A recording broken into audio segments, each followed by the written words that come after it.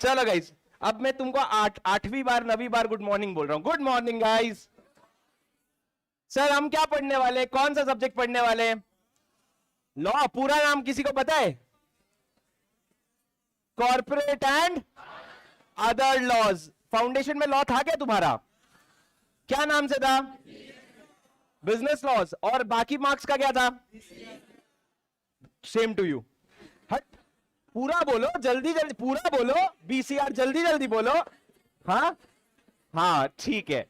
बच्चों सबसे पहले तो एक्सट्रीमली सॉरी जो बाजू वाले बैच में बैठे हैं, तुम लोगों को पता है मैंने तुम लोगों को बहुत सारा काउंसलिंग भी किया। मैंने कहा था तुम लोगों को ऐसा होगा नहीं, ये पार्टीशन खुल जाएगा। आई एम सो सॉरी कि आपको वहां पे बैठना पड़ा, बिल्कुल भी अनएक्सपेक्टेड था। बट एक बार आज मैनेज कर लो प्लीज भाई के लिए, बाकी कल से सब नॉर्मल हो जाएगा, ठीक है? Anyway guys, sir corporate and other law, आप मेरे को बताओ पहले आपके फाउंडेशन में 5 लॉज थे बिजनेस लॉज में। 5 लॉ का नाम बता पाओगे? सबसे पहला इंडियन कॉन्ट्रैक्ट एक्ट, दूसरा सेल्स ऑफ गुड्स एक्ट, तीसरा पार्टनरशिप एक्ट, चौथा एलएलपी एक्ट, पांचवा कंपनीज एक्ट। कंपनीज एक्ट कितने मार्क्स का आता था? कंपनीज एक्ट कितने मार्क्स का आता था? कोई 10 बोल रहे, कोई 13 बोल रहे, कोई 15। 10 से 15 नंबर ठीक ठीक लगा लो। सर वो आपके सीए इंटर में आ जाता है, कितने नंबर का? 60 मार्क्स का आपका पूरा कंपनी एक्ट आता है। और सर आपको भी पता है, मेरे को भी पता है, कंपनीज एक्ट तो कम, सबसे कम दर्द था ना। बाकी दर्द तो बाकी बड़े बड़े चैप्टर थे, है कि नहीं? कोई है जिसके लिए कंपनीज एक्ट दर्द था? अरे हाथ उठाओ, हाथ उठाओ, शर्माना किससे? हाथ उठाओगे तो मेरे को पता चलेगा ना कि क्या बच्चों को कहां डर है। किसी को कंपनीज एक्ट में प्रॉब्लम थी? हाथ उठाओ। बहुत कम, पर कर लेंगे। कंपनीज एक्ट अभी पूरा आपका 60 नंबर का हो जाएगा। अब फिर सबसे पहले क्लास शुरू करने के पहले तुम लोग मेरे को 160 घंटे सुनने वाले हो। कितने घंटे भाई साहब? ठीक है, तो 160 घंटे सुनने वाले हो तो एक 5 मिनट लगा के अपने आप को इंट्रोड्यूस करा लूं, बता दूं तुमको मैं कौन हूं। ठीक है सर, देखो आप लोगों के लिए एक बहुत छोटा सा गेम लाया हूं मैं। यहां पे स्क्रीन पे आपके 10 चीजें लिखी हुई है, और जिन्होंने पहले वाला डेमो वगैरह देखा है वो चीजें बदल जाती है, मेरी रोज ताजा ताजा आती है। तो स्क्रीन पे 10 चीजें लिखी हुई है, 10 में से 5 चीजें सही है, 5 चीजें गलत है। ठीक है, वो डिसाइड करोगे आप लोग क्या सही है क्या गलत है, मैं बस हाँ या ना बताऊंगा। सबसे पहला, sir I was born and brought up in Pune. Yes, no? No? Okay, this is wrong. I was born and brought up in a small place called Raigada, which is in Odisha. बोलेंगे ओडिशा का है, रायगढ़ छोड़ो। ओडिशा आप लोगों को पता होना चाहिए भाई, एक स्टेट है, इतनी तो हमको इज्जत दो। ठीक है, यहां पे आके मांगना नहीं पड़ना चाहिए। तो ओडिशा एक स्टेट है, वहां पे रायगढ़ करके एक जगह है। I belong to that place and I was born and brought up there. दूसरा sir, I did my articleship with Deloitte, which is a big four. Deloitte, yes, चलो ये तुमको पता था। I have done my articleship from Deloitte. तीसरा, I did my articleship in statutory audit department. बोले आप क्या सर, आप जन्म कुंडली भी पूछोगे क्या? हमको क्या पता ये क्या होता है? क्या पता है आपको क्या डिपार्टमेंट होता है? कोई बात नहीं, भाई आया है करा के जाएगा। स्टैट्यूटरी ऑडिट एक डिपार्टमेंट होता है, बहुत सारे डिपार्टमेंट में एक डिपार्टमेंट स्टैट्यूटरी ऑडिट डिपार्टमेंट होता है, तो मैंने वहां पे काम किया। चलो इसको टिक कर देते हैं। Fourth, I cleared 1 group at a time for CA inter. Final नहीं, इंटर। इंटर में मैंने एक एक ग्रुप करके क्लियर किया। Yes, no? No, this is false. मैंने इंटर में दोनों ग्रुप जो है एक साथ क्लियर कर लिया था। Next, I wanted to be a CA ever since I was a kid. बचपन से मेरा सपना था सीए बनेंगे। नहीं, मेरा बचपन से सपना नहीं था। 12th स्टैंडर्ड के बाद समझ आया, ऐसा लगा किसी ने मेरे को झूठ बोला था। बोले ना सीए को सिग्नेचर के पैसे मिलते हैं। हाँ डन, यही कर लो। मैं तो क्योंकि नोट्स के पीछे क्या ही करते रहते थे, रोज साइन प्रैक्टिस करते थे। पर ऐसा बिल्कुल भी सच है कि नहीं है? नहीं है सर, सीए को पैसे मिलते हैं मेहनत की, पर पैसे बहुत मिलते हैं। अगला वाला तो ये फॉल्स है। Next, I was a back bencher throughout my life. Back bencher मतलब समझते हो? जो कुछ लोग अभी आके शराफत से आगे बैठ गए, फिर 15 दिन बाद जो वो अपने पे आएंगे, पूरी खाली क्लासरूम में आके सबसे पीछे जाके बैग रखेंगे, वो बैक बेंचर होते हैं। वो मैं था, तो ये एकदम सही है। नेक्स्ट, आई अपने बारे में, I watch a lot of series, Netflix वगैरह पे या फिर हॉटस्टार पे। यस और नो? ओ भाई मैं इंटर पढ़ाता हूं, फाइनल पढ़ाता हूं, इतनी सारी चीजें, सीरीज भी। The answer is yes. The answer is yes. तुम लोग एक भी सीरीज का नाम ले लो, हिंदी का हो गया, इंग्लिश का हो गया, वो सारी सीरीज मैंने देखा है। Mirzapur, sacred games, big bang theory, friends, सारे सीरीज जो है वो मैंने देख लिया, क्योंकि हम भी कभी बच्चे थे, हमने भी कभी आर्टिकलशिप की है। सुबह 9 बजे से शाम को 5 बजे तक काम करो, उसके बाद 6 बजे से लेके अगले दिन सुबह 9 बजे तक सीरीज देखो, यही तो काम था। तो सब कुछ देख लिया सर, और सब कुछ देखते हैं। Next, we will do a lot of मस्ती इन द क्लास। सर ये सही होता अगर इसमें अ लॉट वर्ड ना होता, तो तुमको थोड़ा ना क्रिटिकली पढ़ना पड़ेगा। अ लॉट तो नहीं, मस्ती जरूर करेंगे, पर तुम्हारे पापा ने उम्मीद है मेरे को मस्ती के पैसे नहीं दिए। किस चीज के पैसे मिले हैं हमको? क्लासेस के। तो क्लासेस होंगी, मस्ती होगी, बहुत ज्यादा नहीं होगी, तो ये गलत है। Next, I can dance, I can dance. और नेक्स्ट है आई कैन सिंग। या तो दोनों सही है या दोनों में से कोई एक सही है। अब देखो ऊपर ट्रू कितने हो गए? 1 2 3 4 ट्रू हो गए, 4 फॉल्स हो गए, तो एक सही एक गलत। सर आवाज सुन के लग रहा है गाना तो बहुत दूर तक नहीं बैठेगा, बहुत दूर तक नहीं बैठेगा सर गाना। बात तो सही है सर। तो I can not sing and I can not dance. I can dance, थोड़ा बहुत मैं नाच लेता हूं। सर नाच के दिखाओ, कभी मत बोलना, ठीक है? क्लास में आए हैं, नाचने के लिए नहीं आए हैं, ठीक है? तो सर ये मेरा इंट्रोडक्शन था।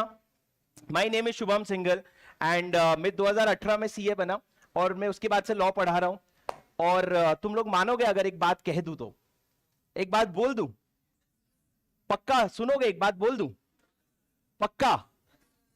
सर ये जो बैच है ना, ये प्रेस्टीज पॉइंट में दूसरी बैच है, सेकेंड बैच है सिर्फ। इसके पहले पहली बैच थी। Thanks to all that kids. ये तुमको कैमरामैन लग रहा होगा, ये जो है इंसान, ये तुमको कैमरामैन लग रहा होगा, पर ये मेरे पिछले बैच का बच्चा है, ये मेरे पिछले बैच का स्टूडेंट है। और ये ऐसे ही आया है यहाँ पे out of his own interest. He is also professional photographer, तो वो यहाँ पे अपने इंटरेस्ट से आया है। बट द पॉइंट इज, अच्छी खासी बैच थी और उन्होंने इतनी जोर से हवा उठाई कि हवा बदल गई थोड़ी सी। So thanks a lot for that. और जो पुराने बैच के कुछ बच्चे अगर देख रहे हैं तो thank you for that, thank you for all the trust. अब सर मेरी बात सुनो, हो गए मेरे बारे में बात, अब इसके आगे मेरे बारे में बात नहीं होगी। अब बात होगी दो चीजों के बारे में, एक तुम्हारे बारे में और एक तुम्हारे सब्जेक्ट के बारे में। सर सीए इंटर में आपके नोट्स कहां है? कुछ नोट्स लाए हो आज? नहीं तो क्या सोच के क्लास आए थे? एक नोट्स तो लाते यार। चलो कुछ पेजेस वगैरह हैं तो उनको खोल लो एक बार पेजेस, और हेडिंग डाल दो corporate and other laws. Live streaming वाले जो उधर बैठे हैं, मैं आऊंगा थोड़ी देर में, तुम भी लिखो। सर हेडिंग डालो कॉर्पोरेट एंड अदर लॉज। भाई साहब बुक ऐसा पैक कर रखे थे जैसे छुट्टी होने वाली है। सुनना, बोलना थोड़े से पेजेस ले आएंगे, किशोर दादा कोई किसी को बोल दे। हेडिंग डाला सर आपने कॉर्पोरेट एंड अदर लॉज। सबसे पहले मैं आपको आपके सिलेबस से मिलाता हूं, ठीक है? अभी नोट्स में नाम तुम अपना देख लो क्या लिखना है, पर नीचे लिखो सिलेबस। Point number 1 syllabus.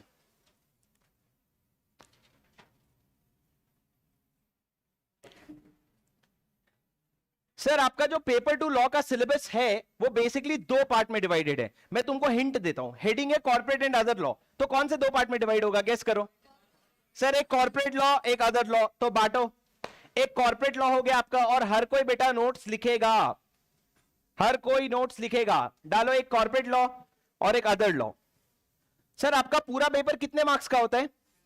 100। और पूरा जो लॉ है ना 100 मार्क्स का ही आता है, लॉ के अलावा कोई और सब्जेक्ट पेपर 2 में नहीं है। तो आपके 100 मार्क्स में कॉर्पोरेट लॉ का पोर्शन है 60 मार्क्स और अदर लॉ का पोर्शन है 40 मार्क्स। अच्छा कॉर्पोरेट लॉ में क्या आता है सर? कॉर्पोरेट लॉ में हम सिर्फ एक ही एक्ट पढ़ते हैं जिसका नाम है कंपनीज एक्ट 2013। लिखो तो ऐसे जैसे मैंने स्क्रीन पे लिखा है, नीचे करके लिखो कंपनीज एक्ट 2013। और दूसरी तरफ आता है आपका अदर लॉ।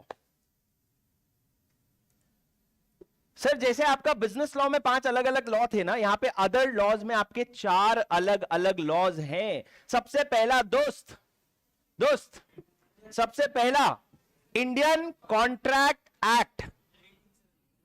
जान दो ना साल क्या करना है। अपन क्या अपने मेरे जितने जनरेशन तक को जानता हूं तब तक तो कोई भी पैदा नहीं हुआ था। तुम पहले लिखो इंडियन कॉन्ट्रैक्ट एक्ट। दूसरा नेगोशिएबल इंस्ट्रूमेंट एक्ट।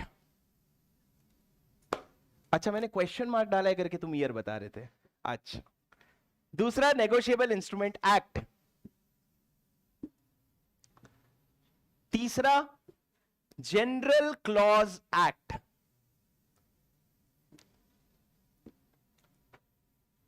और चौथा इंटरप्रिटेशन ऑफ स्टैट्यूट्स। बाजू वाली क्लास में बेटा, इसके बाजू वाली क्लास में इंटरप्रिटेशन ऑफ स्टैट्यूट। सर एक एक करके बात करते हैं। इंडियन कॉन्ट्रैक्ट एक्ट क्या है? इंडियन कॉन्ट्रैक्ट एक्ट क्या है? जो आपने ये तो पढ़ लिया ना फाउंडेशन में, तो इंटर में क्या है? सर फाउंडेशन में जो आपने पढ़ा था ना, वो बहुत बेसिक था। नाम क्या था भाई? फाउंडेशन, मतलब वो बहुत बेसिक था। आपने वहां पे पढ़ा था offer plus acceptance is equal to agreement plus enforceability is equal to contract. ये आपने बेसिक बनाया। उधर क्या था? आपका कॉन्ट्रैक्ट दो तरह का होता है, एक्सप्रेस्ड और इंप्लाइड। जैसे कि एक्सप्रेस्ड मतलब पेपर पे लिख दिया तो वो एक्सप्रेस्ड कॉन्ट्रैक्ट हो दिया। आंख मार के बात किया तो वो क्या हो गया? इंप्लाइड, कि आंख मारा है मतलब उनके तरफ से हां है, करेक्ट। तो ये इंप्लाइड कॉन्ट्रैक्ट होता है। पर हमारे अभी इंटर लेवल पे जो इंडियन कॉन्ट्रैक्ट है उसमें हम बहुत स्पेशल कॉन्ट्रैक्ट्स पढ़ेंगे। 5 अलग अलग तरह के हम स्पेशल कॉन्ट्रैक्ट्स पढ़ेंगे, जिसका थोड़ा सा आपने बैकग्राउंड फाउंडेशन में फिर भी पढ़ा है। जैसे कि बेलमेंट हो गया, प्लेज हो गया, ये सब जो आपने फाउंडेशन में पढ़ा है उसी का बहुत डिटेल्ड वर्जन जो है हम आगे पढ़ेंगे। आपने इंडियन कॉन्ट्रैक्ट एक्ट कौन से सेक्शन तक फाउंडेशन में पढ़ा है सर? बोले सर कंटेंट याद हो जाए बहुत बड़ी बात है, सेक्शन की बात कर रहे हो आप। चलो ठीक है, इंडियन कॉन्ट्रैक्ट एक्ट सर हम उसके आगे का पढ़ेंगे। अब दूसरा क्या है? Negotiable instrument act. Negotiable instrument act क्या होता है सर? एनीवन? यस, वो हो गया। मतलब तू नेगोशिएबल इंस्ट्रूमेंट एक्ट खोलेगा तो उधर लिखा रहेगा बिल्स ऑफ एक्सचेंज, खत्म। किस बारे में है? उसमें बिल्स ऑफ एक्सचेंज के बारे में है। नेगोशिएबल इंस्ट्रूमेंट एक्ट में 3 चीजों के बारे में हम पढ़ेंगे। सबसे पहला बिल्स ऑफ एक्सचेंज, दूसरा प्रॉमिसरी नोट्स, और तीसरा चेक। ये 3 चीजों के बारे में हम बहुत डिटेल में पढ़ेंगे। और जो चेक वाला पोर्शन है ना, वो इतना ज्यादा प्रैक्टिकल और इंपॉर्टेंट है कि आप बुकिश नॉलेज तो सीखोगे, साथ में ये भी समझोगे कि जो पापा चेक काट काट के देते रहते हैं, आप उनको जाके बोलोगे पापा क्रॉस करो ना साइड में, गाल में पड़ेगी वो अलग बात है कि चल चल बाप को मत सिखा, पर उसके अलावा जाके बता तो सकोगे कि पापा देखो ऐसे होता है क्रॉसिंग का मतलब। और उसके बाद तीसरा कौन सा एक्ट है? General clause act. सर ये सबसे फनी एक्ट है। सबसे फनी एक्ट क्यों? क्योंकि इसमें इतनी ऐसी ऐसी चीजें लिखी है ना। ये लोगों ने जनरल क्लॉज एक्ट में क्या लिखा? लॉ हमारा है, हम लॉ में जो लिख रहे हैं उसका मतलब कुछ और भी हो सकता है। फॉर एग्जाम्पल सर लॉ में लिखा है a company may be formed for legal purpose. क्या लिखा है? मैं आपको स्क्रीन पे लिख के दिखाता हूं। लिखा है a company may be formed for legal purpose. Sir यहां पे मे बी वर्ड लिखा है, मे। इसका मतलब क्या? क्या मैं इलीगल पर्पस के लिए कंपनी बना सकता हूं? मन से मत सोचो, लिटरली सोचो। लॉ में क्या लिखा है? Company may be formed for legal purpose. मतलब मैं कंपनी इलीगल, बोले मेरी कंपनी का नाम मर्डर करो लिमिटेड, बोले कोई आता है मेरे को पैसा देता है और बोलता है जाकर के मर्डर करके आ जा, तो मैं मर्डर करके आता। ऐसी कंपनी खोल सकते क्या? ये तो इलीगल है ना सर। पर लॉ में तो लिखा है मे। तो इन्होंने जनरल क्लॉज एक्ट में जाकर के लिखा कि भाई हमने मे लिखा है ना, उसका मतलब शैल है। हमने जो मे लिखा है उसका मतलब शैल है। तो हम कहीं मे लिख रहे हैं उसको तुम शैल पढ़ना पढ़ सकते हैं, कहीं हम शैल लिख रहे हैं तो मे लिखना पढ़ सकते हैं, कि एंड लिख रहे हैं तो और पढ़ना पढ़ सकते हैं। बोले क्यों? My life my rules, it is as easy. हमने कह दिया। उधर क्या लिखते हैं? अभी किसी ने एक बार एक केस हुआ था, एक लड़की ने, एक डायरेक्टर थी जो एक लड़की थी, उसने कंपनीज एक्ट के अंदर बहुत सारा फ्रॉड किया। फ्रॉड करने के बाद कोर्ट में जाकर के उसको पेनल्टी सुनाया गया that you will be liable for a penalty of 1 lakh rupees. मतलब उसको बोला गया 1 लाख रुपए तेरे को जुर्माना भरना पड़ेगा। उसने क्या केस किया पता है? बोले कंपनीज एक्ट तो मेरे लिए अप्लाई ही नहीं होता। क्यों? क्योंकि कंपनीज एक्ट में हर जगह जो वर्ड लिखा है वो लिखा है he shall be liable for a penalty of 1 lakh rupees. मैं तो शी है, ये देखो बर्थ सर्टिफिकेट। तो इनको जनरल क्लॉज एक्ट में लिखना पड़ा कि ही शैल इंक्लूड शी। तो मतलब एकदम फनी एक्ट है सर, बहुत मजा आएगा। जनरल क्लॉज एक्ट अपन बहुत डिटेल में पढ़ेंगे। और फोर्थ वाला जो है इंटरप्रिटेशन ऑफ स्टैट्यूट। इसका क्या मतलब है? तुम देखो कभी कभी इंस्टीट्यूट तुम्हारे साथ मजाक कैसे करते हैं। तुमने पूरा लॉ पढ़ा फाउंडेशन में, उसके बाद इंटर में तुम पूरा कंपनीज एक्ट पढ़ोगे, उसके बाद तुम पूरा इंडियन कॉन्ट्रैक्ट एक्ट, पूरा नेगोशिएबल, पूरा जनरल क्लॉज एक्ट पढ़ोगे। उसके बाद जाके 4th चैप्टर में वो आपको समझाएंगे लॉ पढ़ना कैसे है। इंटरप्रिटेशन ऑफ स्टैट्यूट, की स्टैट्यूट को इंटरप्रेट कैसे करना है वो तुमको सिखाया जाएगा। ये तुम्हारे इंटर का लॉ का लास्ट चैप्टर है। भाई पहले डाल देते हैं, बोले है सिंप्लीफाई कर दे तुम्हारी लाइफ, ऐसा थोड़ी हो सकता है, हम तो फोर्थ में ही डालेंगे ताकि तुम पूरा लॉ पढ़ के आओ, फिर बोलो अच्छा ऐसे पढ़ना था क्या, सॉरी फिर से पढ़ते हैं अभी जाकर के, तब जाके अटेम्प्ट लग जाता है दोस्त। तो इंटरप्रिटेशन ऑफ स्टैट्यूट में आपको बताया गया है कि लॉ को कैसे इंटरप्रेट किया जाता है, कैसे समझा जाता है। तो हम लोगों को जो इंटरप्रिटेशन ऑफ स्टैट्यूट चैप्टर है वो अलग से पूरा करने की जरूरत नहीं है। जब हम पूरा कंपनी लॉ करेंगे तो जहां जहां पे भी हमको समझने लायक चीजें होगी वो मैं आपको समझा दूंगा। तो जब आप लास्ट में पढ़ोगे तो आपको पता चलेगा वो चैप्टर तो ऐसे ही खत्म हो गया, है कि नहीं बेटा, है कि नहीं, हो जाएगा ना, ठीक है। चलो नेक्स्ट, सर इधर आपने कंपनीज एक्ट डाला था। कंपनीज एक्ट आपको पता है सेक्शंस में डिवाइडेड है, क्या आपको पता है कंपनीज एक्ट सेक्शन में डिवाइडेड है? कंपनीज एक्ट में टोटल कितने सेक्शन है, कितने सेक्शन है, अरे बोलो, 470 सेक्शन है दोस्तों, 470। आपके इंटर के सिलेबस में कितने हैं, सब मेरे स्क्रीन से देख के बता दोगे तो मैं क्या कुछ मैं लिख के आया, मैं तुमको दिखा के पूछ रहा हूं क्या लिखा हुआ है। सर आपके इंटर के सिलेबस में अभी डिस्काउंट चल रहा है, क्या डिस्काउंट चल रहा है, 470 सेक्शन के जगह तुमको सिर्फ 148 सेक्शन पढ़ना है। क्यों? क्योंकि सर नवंबर में नया सिलेबस नहीं आ रहा है। अगर नया सिलेबस आ जाए तो ऐसा हो सकता है कि जो बाकी बचे हुए सेक्शन फाइनल में हैं वो खींच करके इंटर में ला दिए जाएं। तो अगर तुम मई 24 में देने का विचार रखते हो तो तुम्हारे लिए कितने सेक्शंस हैं, 470। पर अगर आप नवंबर में दे दोगे तो डिस्काउंट चल रहा है, डिस्काउंट में कितने सेक्शंस आएंगे, सिर्फ 148 तक। बताओ कौन सा अटेम्प्ट अच्छा, बोले जल्दी जल्दी निकल लो। एक बार मिनिस्ट्री को हमने बोला लॉ हटा दो, ठीक है, फाइनल से, तो उन्होंने पूछा अरे बच्चे को फिर 149 से 470 का नॉलेज कहां से आएगा? तो हमारे बच्चे बोले चाहिए किसको, हमको तो पास होना है, नॉलेज किसको चाहिए भाई, तू बता उसमें से मार्क्स देगा क्या, तो हम पढ़ लेंगे। किसी को पेपर चाहिए, कोई नोट्स नहीं लाया हो, पहले तो शक्ल दिखाओ अपनी जो बिना नोट्स के आज डेमो लेने आया है, पर किसी को पेपर चाहिए नहीं, चल रख दे, एक बार रख दे, बाद में देखते हैं। सुनो, तो मैं आपको ये बता रहा था कि जे कंपनीज एक्ट में आपका सेक्शन 1 से लेकर के 480 की जगह 148 तक है। तो आपने नीचे यहां पे लिखा है इसे कंपनीज एक्ट 2013, वहां पे ब्रैकेट में लिखो 1 से 148 तक आपका सेक्शन है। अब ये क्योंकि नया कोर्स आ गया तो ये वैलिड हो जाएगा, ओल्ड कोर्स आ गया तो ये वैलिड हो जाएगा नवंबर 23 तक। अब से मेरी बात सुनो, आपने एक बात बताई सर कि कॉर्पोरेट लॉ है, कॉर्पोरेट लॉ के अंदर कंपनीज एक्ट है। सर ये लॉ और एक्ट में फर्क क्या होता है? मेरे को पता है तुमने सुबह थोड़ा थोड़ा सुना है, तुम चीटिंग कर रहे हो, पर फिर भी चलो, कौन एक्सप्लेन कर सकता है कि लॉ और एक्ट में फर्क क्या होता है? कोई है? अरे भीड़ में घुस के नहीं, हाथ उठा के बोलो, बोल बेटा। ओ भाई साहब, act is a provision of law. कोई और कुछ बताना चाहे? सर क्या मैं बोल सकता हूं लॉ एक्ट, ऐसा बोल सकता हूं, तुम समझोगे ना लॉ? सर आप ऐसा पढ़ाने वाले हो क्या? मैं मजाक कर रहा हूं बेटा। लॉ और एक्ट में क्या फर्क होता है सर? जैसे कि एक एग्जांपल समझो, आज हम क्लास में हैं और मैंने सोचा यार क्लास में डिसिप्लिन वगैरह बनाने के लिए, क्लास का डेकोरम बनाने के लिए अपने को कोई लॉ बनाना पड़ेगा। तो हमने डिसाइड किया क्लास के लिए लॉ बनाना पड़ेगा, ये हो गया क्लास रिलेटेड लॉ। अब वो लॉ में हमको अलग अलग तरह के एक्ट्स बनाने पड़ सकते हैं। जैसा पहला एक्ट हो गया अटेंडेंस से रिलेटेड एक्ट, कि क्लास में कौन आ रहा है कौन नहीं आ रहा है, कौन छुट्टी मार रहा है, उससे रिलेटेड एक एक्ट हो गया। एक क्लास में हो गया कॉन्सेप्ट से रिलेटेड एक्ट। तो हमने क्या किया, एक क्लास का लॉ बनाने में हमने अंदर बहुत सारे अलग अलग एक्ट्स बनाए। जैसे कि आपने फाउंडेशन में बिजनेस लॉ पढ़ा था, अब बिजनेस चलाने के लिए सर एक एक्ट से काम चलेगा क्या? नहीं, तो उसके लिए हमको इंडियन कॉन्ट्रैक्ट एक्ट भी समझना पड़ा, पार्टनरशिप एक्ट भी समझना पड़ा, कंपनीज एक्ट भी समझना पड़ा। तो लॉ एक ब्रॉडर टर्म होता है और उसका पार्ट होता है एक्ट।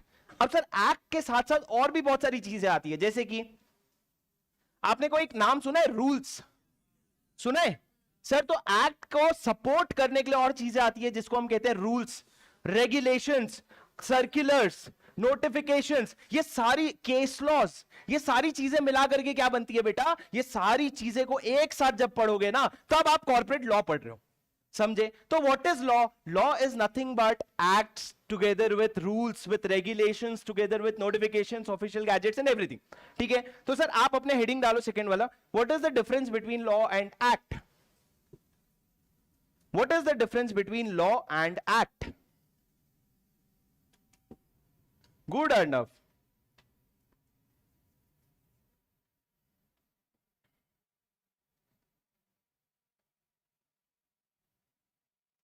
हेडिंग लिखो अंदर, लॉ इज इक्वल टू, बोले मैथ्स अभी छोड़ के आए थे, सोचे यहां पे लॉ में इज इक्वल टू आ गया। देखो law is equal to act plus,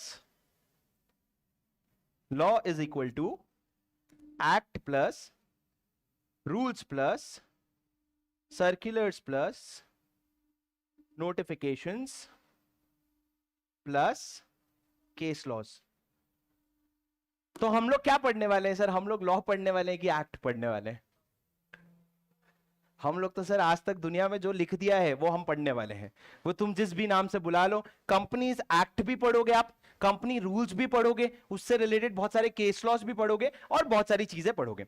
पर सर अब मेरे को एक छोटी सी बात बताओ, थोड़ा सा क्लास शुरू करने के पहले मैं कुछ चीजें और आपको बताना चाहता हूं जो मैं आगे चल करके आपको नहीं बताऊंगा, पर आपको समझना जरूरी है। चलो सर आज तो आप हल्के हल्के में आ गए, कल पूरी तैयारी के साथ आना।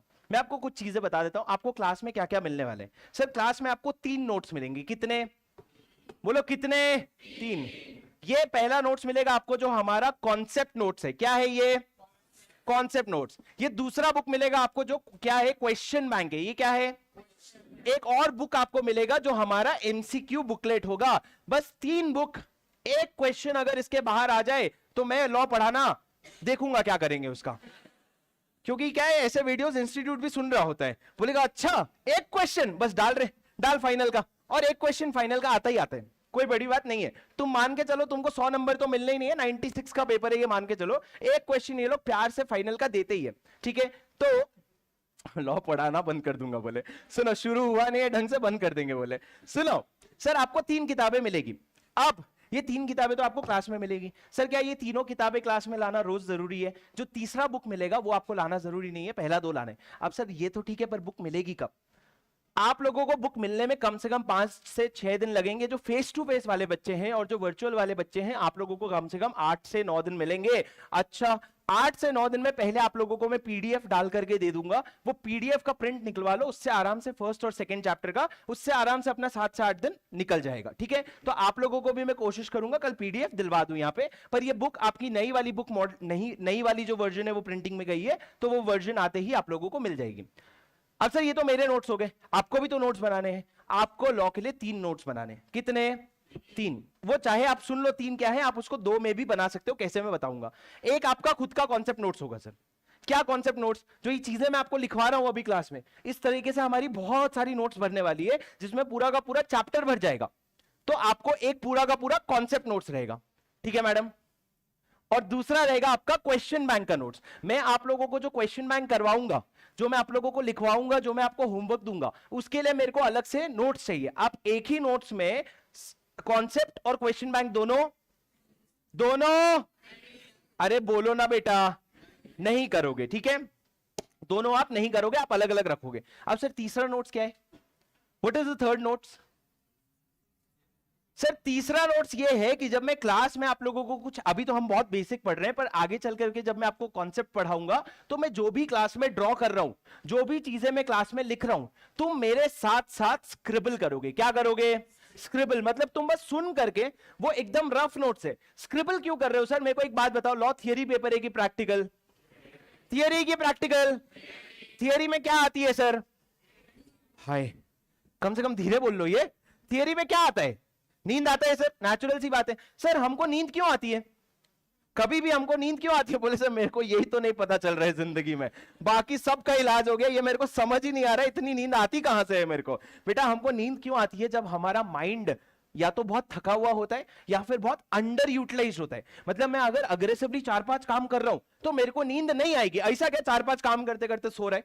ऐसा तो होता नहीं है। तुमको नींद कब आती है? जब तुम्हारा दिमाग कम यूटिलाइज है। अब एक सिंपल सी चीज समझो, क्या इस क्लास में क्या हर बच्चे और जो वर्चुअल देख रहे, क्या सारे बच्चे एक दिमाग बराबर है?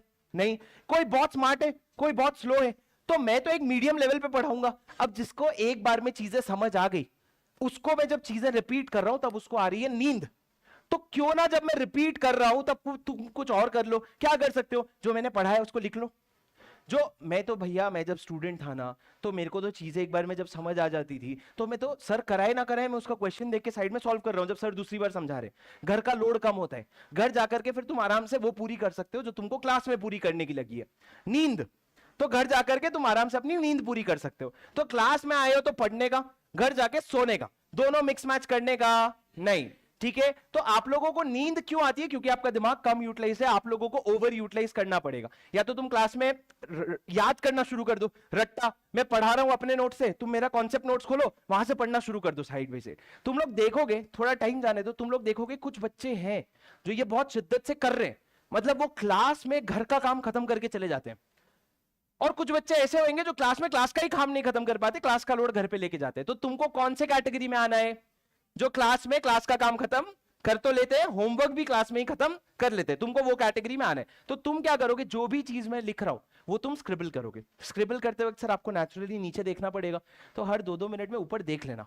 कोई बच्चा अगर 10 मिनट से नीचे देख रहे हैं ना, तो मैं समझ जाऊंगा कि कहां चला गया है, वो कौन से जोन में चला गया है। तो ऐसा नहीं सोचना कि नीचे देख करके सर को तो लग रहा है हम स्क्रिबल कर रहे हैं, पता चल जाएगा, ठीक है।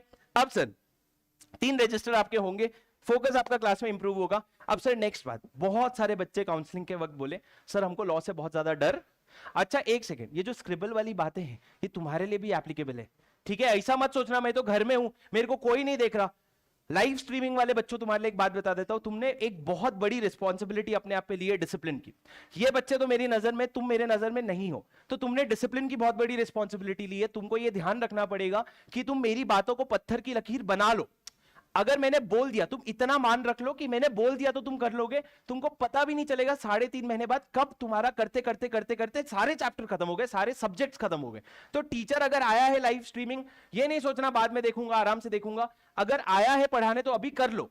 हम लोगों को घर में सोचो, ये बच्चे तो यहां सो जाते हैं, फिर भी तुम सोचो तुम तो सो जाओगे तो तुम्हारा तो व्यू भी खत्म हो जाएगा। एक बच्चा मैसेज करते सर मेरा व्यू का एक्सटेंशन हो जाएगा ये एक लेक्चर का। बोले क्यों? बोले सर मैं कल बहुत थका हुआ था, लेक्चर प्ले हो गया और मैं सो गया। अरे बेटा कम से कम पॉज करके सोता, इतनी तो इज्जत रखो कि टीचर पढ़ा रहे साइड में, हम अलग से बिस्तर में लेट के सो रहे घर में अपने। तो ऐसी चीजें मत करना, व्यूज का एक्सटेंशन नहीं मिलेगा।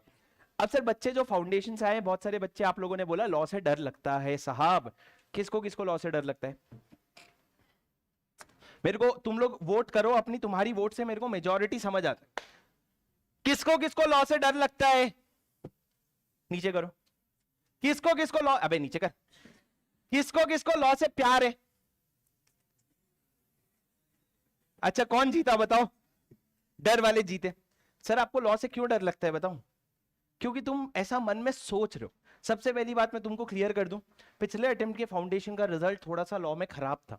इसमें कोई टीचर या कोई स्टूडेंट की गलती नहीं थी, इसमें थोड़ी सी गलती आईसीएआई की थी, क्योंकि उन्होंने मार्क्स काटे हैं, उन्होंने उतने मार्क्स दिए नहीं है जितना एक बच्चा एक्सपेक्ट कर रहा था। तो तुम अपने मार्क्स को देख करके लॉ का डर मत सोचो। तुम ये बताओ, इतने सारे लोगों ने हाथ उठाया लॉ से डर का, अब मेरे को ये बताओ कितने सारे ऐसे बच्चे हैं जो फाउंडेशन में लॉ जब पढ़ते थे तब उनको मजा नहीं आती थी? बताओ, उठाओ उठाओ हाथ उठाओ। तुम देख रहे हो कितने बच्चे कम हुए? Are you looking at the number of students? मतलब अगर 150 बच्चों ने हाथ उठाया था डर लगता है, मुश्किल से 20 बच्चे बोल रहे हैं नहीं जपता था। तो बेटा वो 130 से मेरी बात यह है, आज के बाद एक बार भी अपने मन में या बाहर ये नहीं बोलोगे कि मेरे को लॉ से डर लगता है, क्योंकि तुमको समझ नहीं आता है। बचपन में तुम्हारे साथ ऐसा हुआ होगा, मैं था स्कूल में और एक लड़की थी, अभी एक दोस्त था हमारा, वो हम दोनों को जबरदस्ती चिढ़ाता रहता था हर दिन, भाई तेरे को तो इससे प्यार है, भाई तेरे को तो इससे प्यार है। अबे हो गया 1 साल बाद, क्यों हुआ? वो बोल रहा था करके मेरे को लगने लगा हाँ यार होगा करके बोल रहे। तो ये ना माइंड इफेक्ट होता है। तो तुम लोगों को ये ध्यान रखना है, जो चीजें तुम रिपीट करते हो बार बार वो तुम्हारे दिल में दिमाग में चले जाता है। तो बार बार जो तुम आके बोलते रहे सर लॉ से डर लगता है, लॉ से डर लगता है, वर्ड्स बदल दो अपने। झूठ बोलो, जब तक अंदर से फील नहीं होता तब तक झूठ बोलो। बोलो लॉ तो बहुत मजेदार है, लॉ में तो बहुत, और मजेदार तो है। ये बोलो लॉ में मार्क्स मिलेंगे, लॉ में मार्क्स मिलेंगे। और मैं सर आपको प्रॉमिस करता हूं इंटर में लॉ में मार्क्स मिलेंगे। रिदम है भाई, आप क्रोनोलॉजी समझो, आप टेक्निक समझो, तरीके से पढ़ेंगे, तरीके से लिखेंगे तो कोई भी मार्क्स देगा ना। वो क्या दुश्मन है क्या हमारा जो चेक कर रहे हैं? हाँ मत बोलना, मन में बोलो। तो वो क्या दुश्मन है क्या हमारा? नहीं ना, तो फिर मार्क्स हमको मिलेंगे। तो आपको लिखने का टेक्निक सीखना है। अब सर दूसरी बात, इंटर लेवल पे पेपर का पैटर्न क्या होता है? 100 मार्क का पेपर होता है, तो उसका पैटर्न क्या होता है? सर आपको पता है कितने एमसीक्यूज होते हैं? कितने एमसीक्यूज होते हैं? 30 मार्क्स का एमसीक्यू होता है, 70 मार्क्स का क्या होता है आपका? डिस्क्रिप्टिव होता है। आप समझो ये बहुत बड़ी अपॉर्चुनिटी है, आप लोगों को ये समझना पड़ेगा। अगर आपने 14 चैप्टर्स जो आपके लॉ में है वो पूरे अच्छे से खत्म कर लिए ना, 30 में से 28 लाना बहुत बड़ी बात नहीं होगी। आप मेरी बात सुन लो, मैं आपको क्या बोल रहा हूं। MCQ is a game changer. Now when you are scoring 28 out of 30, pass होने के लिए कितने बचे? 12। कैसे लॉ, कैसा डर हुआ रे? लॉ में कैसे पास नहीं होंगे तुम? 12 कितने मार्क्स में से? तुम बोल रहे हो 70, पर मैं बोल रहा हूं 84, क्योंकि आपके पास ऑप्शन भी तो होते हैं, एक क्वेश्चन में दो दो ऑप्शन होते हैं। 84 में से 12 नहीं ला सकते क्या? वो तो तुम 6 चैप्टर भी पढ़ के जाओगे तो ले आओगे। तो law is not that difficult to pass, पर अगर आपको एग्जामिशन लाना है तो वो भी बहुत आसान हो जाएगा, क्योंकि आपको कितने मार्क्स लाने रहेंगे? 32 marks. Again out of how much? 80। आप 70 अटेम्प्ट करोगे, आप ऐसे समझ लो। तो 32 मार्क्स मतलब 50% एक्यूरेसी भी नहीं चाहिए। आप समझ रहे हो? 50% एक्यूरेसी भी नहीं चाहिए। जो तुम ये करते रहते हो ना, एक बच्चा आया, बोले सर कितने क्वेश्चन लिखवाओगे क्लास में? मैंने बोला पता नहीं यार, गिना नहीं कभी, लिखवा देंगे, देख लेंगे, हर दिन लिखेंगे। तो कहते बाकी क्लास में तो बोल रहे 200 लिखवाएंगे। तो डन करना, फिर सोच क्या रहे? जब मेरे को पता नहीं और वो 200 लिखवा रहे, तो तेरा तो डिसीजन क्लियर है कि 200 जहां लिखवा रहे। अबे 200 लिख के कर क्या लोगे? सर अगर मैं एक ही चीज गलत गलत गलत गलत 200 बार लिख लूं, चीजें सुधर जाती है क्या? वही चीज अगर मैं 10 बार लिखूं, 10 बार में हर कदम पे अपने आप को इंप्रूव कर लूं, तो 10 बार में भी वो काम हो गया ना। मशीन जैसे काम मत करना, क्योंकि बेटा मशीन जैसे काम करके अपना काम नहीं होगा इंटर लेवल पे। तो आपको समझना है, आपको ठोकना सबसे ज्यादा कहां है? एमसीक्यूज में। बहुत सारी राइटिंग प्रैक्टिस करेंगे, क्योंकि मैं आपको क्या बोल रहा हूं, ये क्लास में हम एग्जामिशन की तैयारी करेंगे, तो उसके लिए सबसे पहले आपको लॉ से डरना बंद करना पड़ेगा। मन में एक पॉजिटिविटी लाओ, अपने आप से बोलना शुरू करो। शुरू के 7 दिन जब बोलोगे ना मैं एग्जामिशन लाऊंगा, तो अंदर खुद हंसोगे, हाँ चलना भाई, किसको झूठ बोल रहे। पर आगे चल के 7वें दिन के बाद 8वां दिन आएगा जब तुम ये मानने लग जाओगे, और ये धीरे धीरे सच हो जाएगा। ठीक है? तो अपने आप से ये बोलो, लॉ में मैं एग्जामिशन लाऊंगा, और कोई रॉकेट साइंस नहीं है, मेरे को बस 50% मार्क्स चाहिए हर डिस्क्रिप्टिव आंसर में। कितना? 50% मार्क्स। बहुत आसान है रे, 4 में से 2 नहीं देगा। तुम लॉ का लैंग्वेज लिखो या नहीं लिखो, कॉन्सेप्ट अगर सही लिख दिया तो 4 में से 2 तो वैसे भी दे देता, तो एग्जामिशन आ जाएगा। समझे? अब सर एमसीक्यू के बारे में बता दिया मैंने आपको, सब बता दिया, सब बता दिया मैंने। चलो सर, अब सर शुरू करते हैं लॉ। अभी तक भी क्लास नहीं शुरू हुई है, क्या बात कर रहे हो सर? है तो थोड़ा फाउंडेशन बनाना पड़ता है ना, तुम लोगों को समझना पड़ेगा। जो तुमने फाउंडेशन का एग्जाम देके आया है, वो तो आपका क्या था? एक तरह का क्या था? वार्म अप नहीं था बे? कौन वार्म अप? कौन बोला? बोले वार्म अप था। वार्म अप में किसी की बच गई, तुम ऐसा मजाक उड़ा रहे? हाँ, जो 90,000 लोग हारे वो वार्म अप में हार गए क्या? बोले रेस शुरू भी नहीं हुई। बेटा आपका फाउंडेशन एक तरह का एंट्रेंस टेस्ट था। अब आप जो पढ़ोगे ना, जिस तरीके से आप अभी अकाउंट्स पढ़ोगे, आप जिस तरीके से अभी लॉ पढ़ोगे, ये आपका पूरा फाउंडेशन बनाएगा। आपका जो लॉ है, ये जो लॉ सीखोगे आप, इससे आपका आगे चल करके direct tax law, indirect tax law, ये दोनों लिंक होते हैं, क्योंकि वो भी लॉ है अपने आप। तो आप लॉ पढ़ना समझ जाओगे ना, तो आप कोई भी लॉ पढ़ लोगे फिर। तो ये पूरा आपका फाउंडेशन ही है एक तरह से, जो आपका फाइनल को शेप देगा। तो उसको बड़े सोच समझ करके बनाओ। हर क्लास में कोई भी चीज अगर नहीं समझ आ रही है तो डाउट पूछो। एक बार पूछो, समझाऊंगा, नहीं समझ आया। 2 बार पूछो, डांट के समझाऊंगा, समझ आएगा। तीसरी बार पूछो, मार दूंगा। पर जाते जाते बोलना सर डाउट तो बता के जाओ, पर डाउट्स अपने सारे क्लियर करवा के जाना। ठीक है? अब सर मेरे को बताओ, आपने लॉ और एक्ट में फर्क बता दिया। अब सर मैं आपका कंपनीज एक्ट शुरू कर रहा हूं। सबसे पहले हम क्या शुरू करेंगे? कंपनीज एक्ट शुरू करेंगे। मेरे को बताओ सर, एक दिन ये कंपनीज एक्ट बनता कैसे? आपने कंपनीज एक्ट पढ़ा था ना बचपन में? कंपनीज एक्ट बनता कैसे? मतलब एक दिन राहुल गांधी आए और बोले कि भैया बेटा कंपनीज को ना, कंपनीज के लिए एक्ट बना देते हैं, और बन गया क्या? ये जो कंपनीज एक्ट है ये बनता कैसे है? Anyone how a law comes into picture? And guys 1 second, पढ़ तो लेंगे अपन, इतना बड़ा क्लास है, आप ना अपना वो मोटिवेशन रखो कि मेरे को अगर कोई चीज आती है, थोड़ी सी हिम्मत करके मैं क्लास में बोलूंगा। ज्यादा से ज्यादा क्या हो जाएगा? हंसेंगे लोग। कौन हंस रहे हैं तुम पे? वो जो सीए इंटर क्लियर करके बैठे हैं? नहीं ना, वही है ना जो सीए इंटर का एग्जाम देंगे। तुम श्राप लगा देना कोई तुम पे हंसेगा तो पर तुम लोग क्लास में थोड़ी सी हिम्मत करो। तुम लोग जितना क्लास में पार्टिसिपेट करोगे ना, उतना तुम लोगों का कॉन्फिडेंस और इंटरेस्ट बढ़ेगा क्लास में। ठीक है? और एक ही बच्चा हाथ उठा रहे, बोलो। Ministry of law and justice, भारी बोला आपने। दूसरा,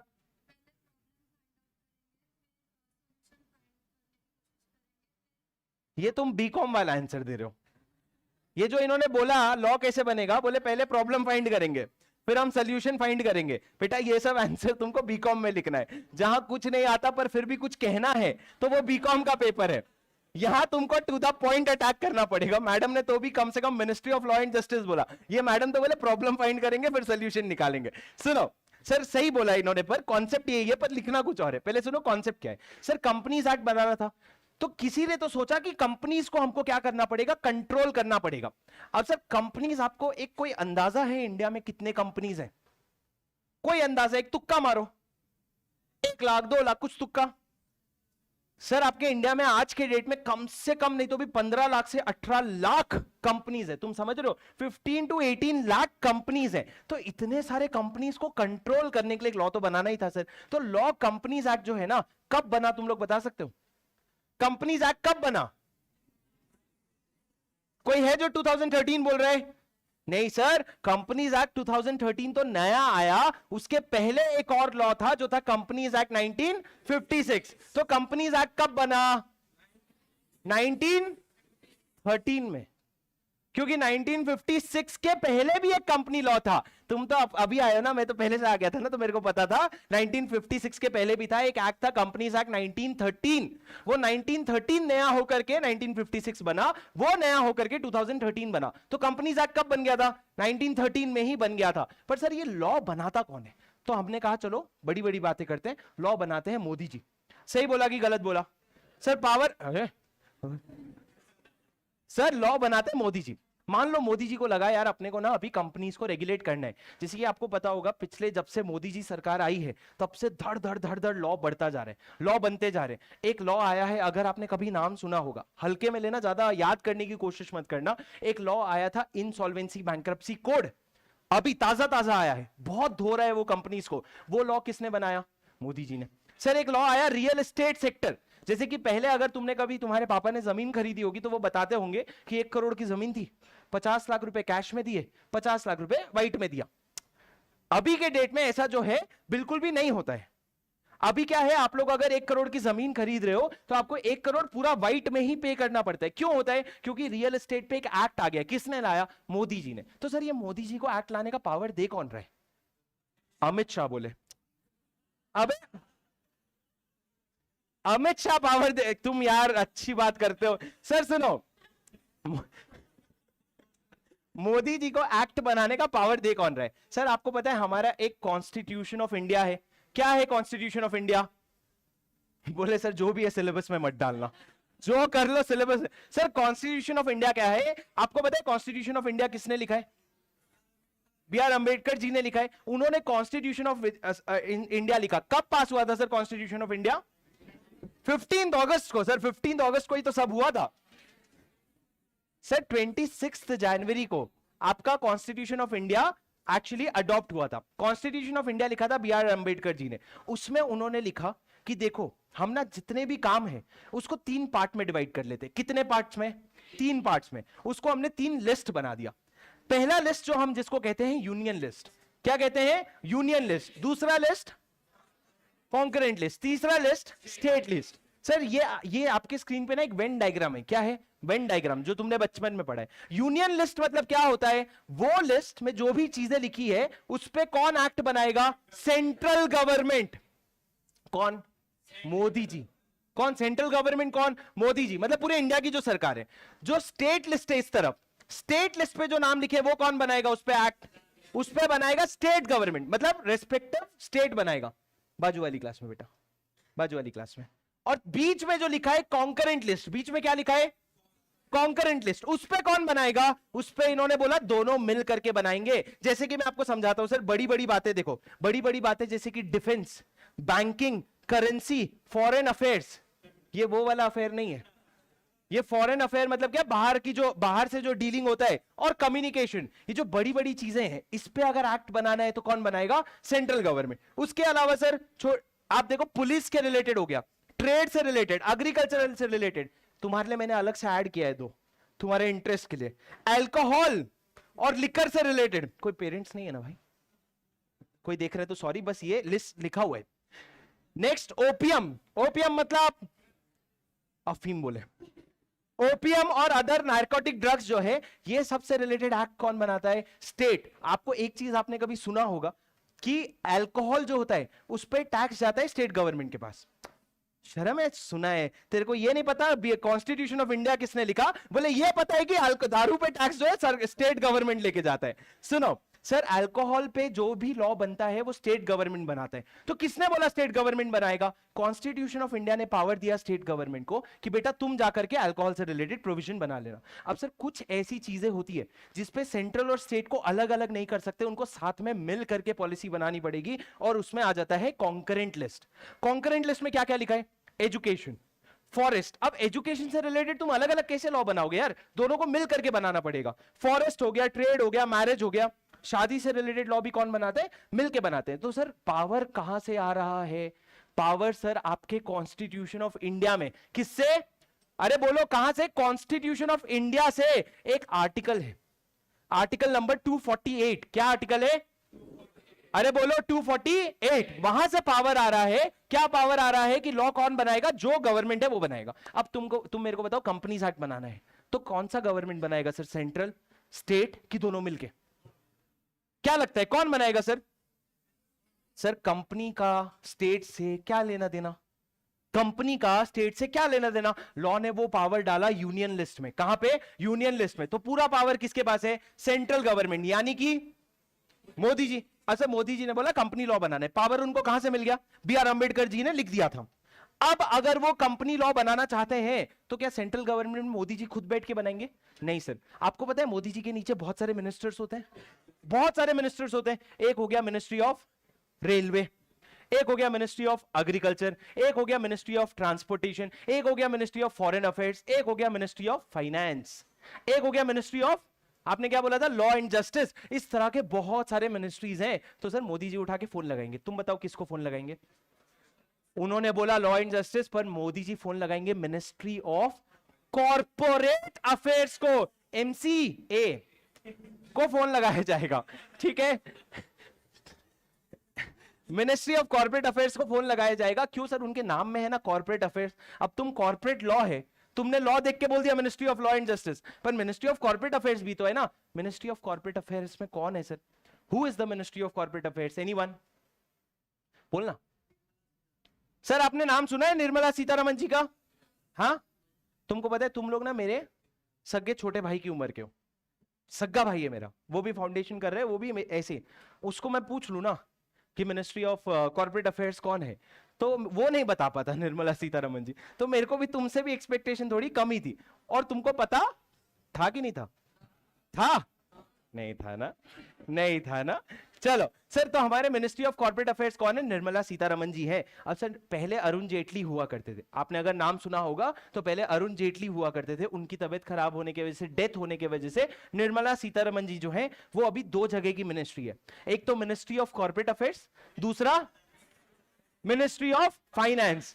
एक चीज तो पता होगा कि कुछ दिन पहले कुछ तो भी आया सीए लोगों के लिए, आया कि नहीं आया? कुछ तो भी आया जो हमको सीए के नाते हमारे पेरेंट्स एक्सपेक्ट करते हैं कि हमको समझ आ रहा होगा, पर उनको ये नहीं पता कि भाई भगवान की दया से तो फाउंडेशन क्लियर हुआ है, टैक्स अभी तक शुरू भी नहीं किया है। सर उसको हम क्या बोलते हैं? फाइनेंस बिल, फाइनेंस बजट जो आया हमारा, वो बजट किसने प्रेजेंट किया? निर्मला सीतारमण जी ने, in the capacity of ministry of finance. क्योंकि वो मिनिस्ट्री ऑफ फाइनेंस थे इसलिए वो वहां पे खड़े थे, साथ में वो मिनिस्ट्री ऑफ कॉर्पोरेट अफेयर्स भी है। तो मोदी जी कॉल करेंगे मिनिस्ट्री ऑफ कॉर्पोरेट अफेयर्स को कि निर्मला मैडम हमको क्या बनाना है? हमको एक कंपनी लॉ बनाना है। अब निर्मला मैडम खुद बैठ के लिखेंगे क्या? वो क्या सर, ये प्रैक्टिकली होता है ये सब। मतलब फोन लगाते हैं वो मेरे को नहीं पता, पर इंस्ट्रक्शन आते हैं नीचे। ठीक है, अब निर्मला मैडम क्या करेंगे? वो अपनी एक कमिटी बनाएंगे। क्या बनाएंगे?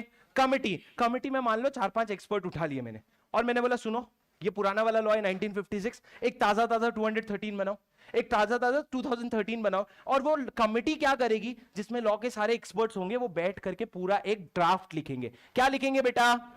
ड्राफ्ट। ड्राफ्ट क्यों सर? क्योंकि अभी उन्होंने अपने मन का लिखा है, किसी ने अप्रूव नहीं किया है। ये जो ड्राफ्ट होता है ना, इसको हम क्या कहते हैं?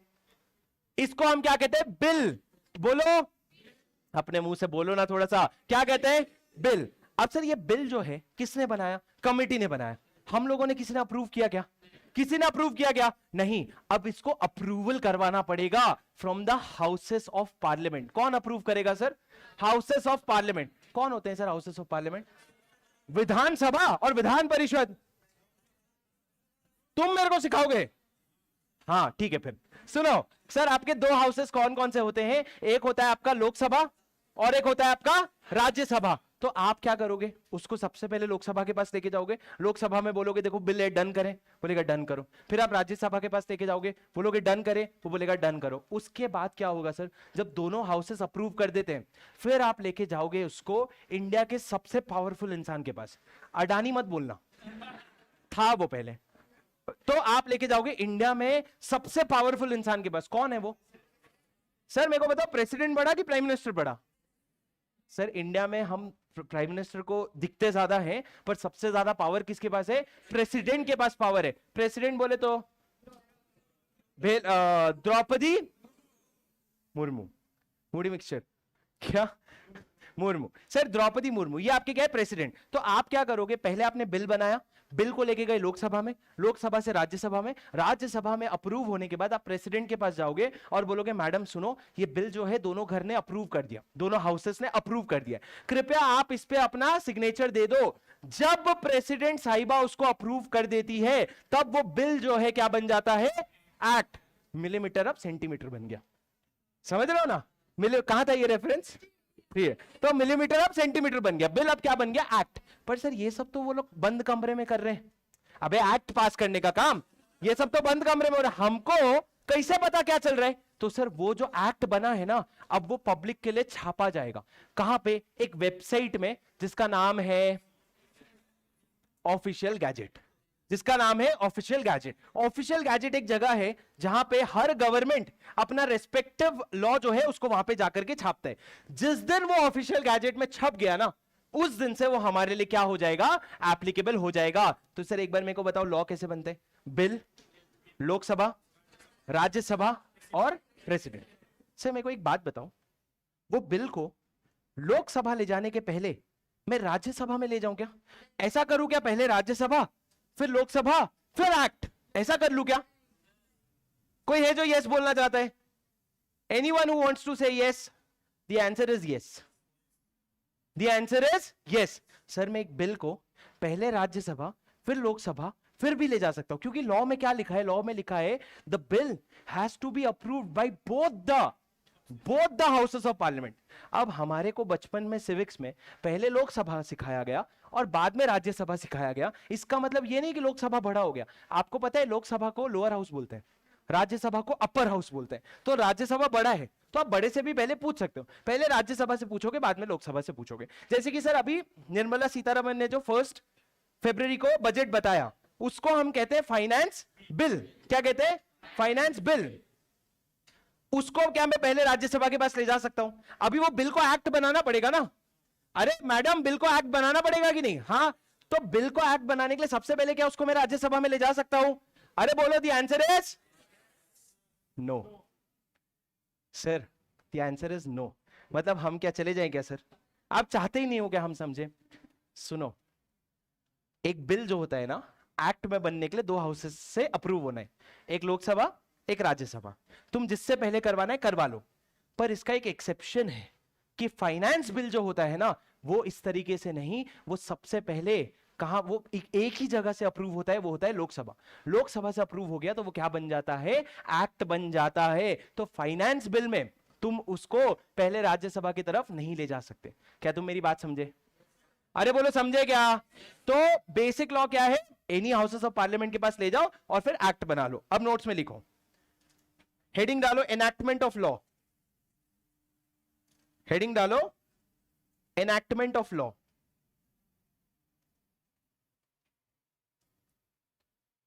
लिखो how does an act come into picture? How does an act, screen पे देख के मत लिखो, मैं जो डिक्टेट कर रहा हूं वो लिखो। How does an act come into picture? Sir मेरे को आपकी राइटिंग स्पीड फुल स्पीड चाहिए, सो के मत लिखना और बाजू वाले को परेशान मत करना। How does an act come into picture? Point number 1, the bill is drafted by a committee. The bill is drafted by a committee formed under the concerned ministry. Formed under the concern ministry, count कर ले एक बार, formed under the concerned ministry. दूसरा, the bill is then approved, the bill is then approved.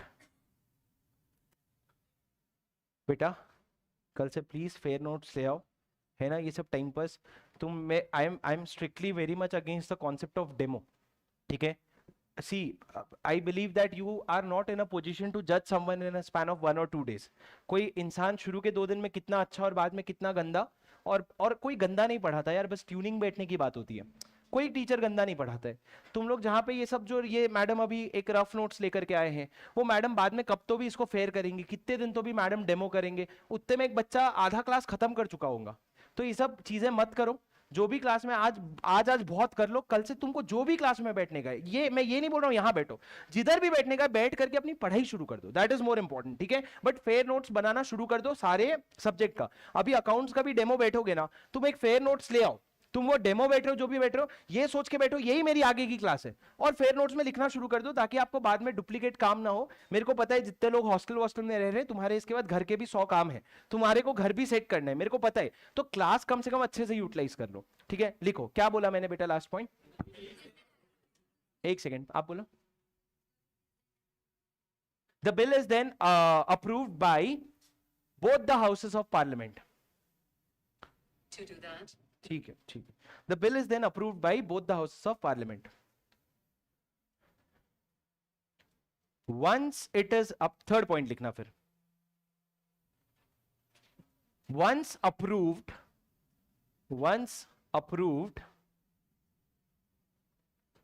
it is then sent to, once approved, it is then sent to the president.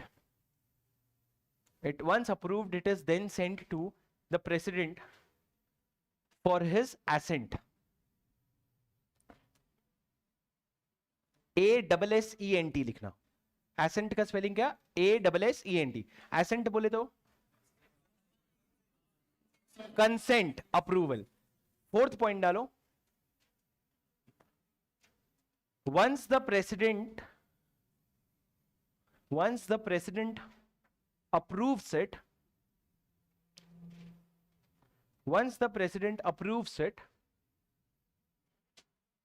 it is then published,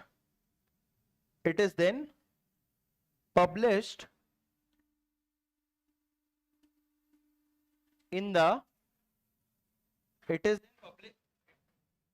the official gazette. Once approved, it is then published in the official gazette. Official gazette क्या होता है sir, बोलो, official gazette क्या होता है? देखो मेरे को पता है मेरा इंटरनेट का कनेक्शन अभी नहीं है हो रखा है, तो इसलिए मैंने पहले से लोड करके लाया था, पर ये ऑफिशियल गैजेट का वेबसाइट है। अगर आप गूगल में जाके सिर्फ ऑफिशियल गैजेट मार लो, और गूगल तो अपना भाई है, तुम गलत स्पेलिंग भी मारोगे तो वो समझता है, वो अपने को जज नहीं करता है, ठीक है। तो वहां पे अगर आप जाओगे ना, तो आप देखो इस तरह का नोटिफिकेशन छपता है। नोटिफिकेशन में क्या है, ministry, subject, publish date, gazette ID. Ministry में क्या लिखा है, ministry of health and family. तो जैसे यहां पे मिनिस्ट्री ऑफ कॉर्पोरेट अफेयर्स आएगा और वो अपना नोटिफिकेशन डालेगा और काम हो गया, और आपका एक्ट जो है अभी बन गया और सारे पब्लिक को भी पता चल गया। आपको एक बात बताऊं, आपका जो इंस्टीट्यूट नया वाला कोर्स ला रहा था, तो नए वाले कोर्स के लिए ना उनको नया वाला एक्ट लाना पड़ रहा था। क्या लाना पड़ रहा था? एक्ट लाना पड़ रहा था। तो उन्होंने भी एक बिल बनाया, बिल को पास करवाएंगे ये लोग, और उसके बाद एक्ट बनने के बाद यहां पे छपेगा। जिस दिन यहां छपेगा ना, तब समझ जाना नया कोर्स आ गया। अभी छपा क्या? नहीं ना, नया कोर्स आने वाला अभी तो हमारे लिए नहीं है, ठीक है। तो इस तरीके से एक्ट बनता है। उसके नीचे एक लाइन छोड़ करके लिखो, the power to make law, the power to make law, the power to make law is given by the Constitution of India. The power to make law is given by the Constitution of India. Next line लिखो, Constitution of India has 3 lists, constitution of India has 3 lists,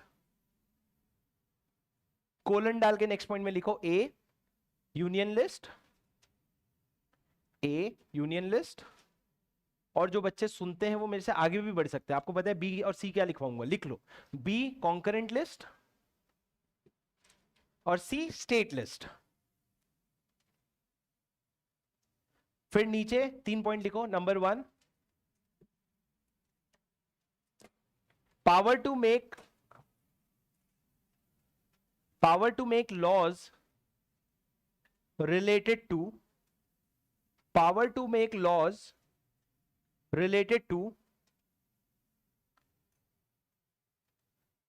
matters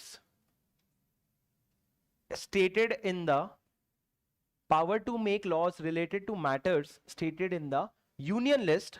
आप ना सुनो, power to make laws stated in the के बाद colon डालो, नीचे लिखो point 1 union list dash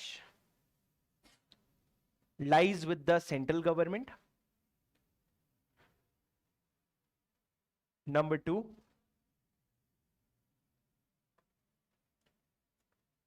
state list dash lies with the state government।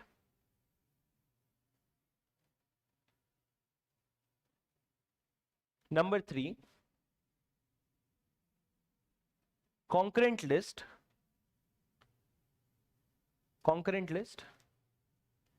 lies with both the central government and state government। concurrent list lies with both the central government and state government।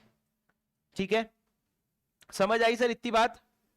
अरे बोलो sir, अब class शुरू करते हैं। क्या बात कर रहे हो सर, अभी तक क्लास में जाए क्या हम?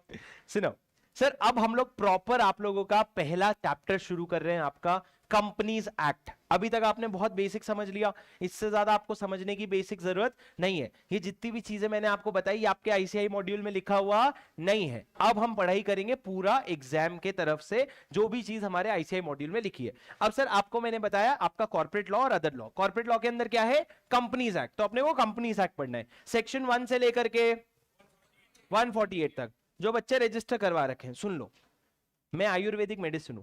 क्या हूं मैं?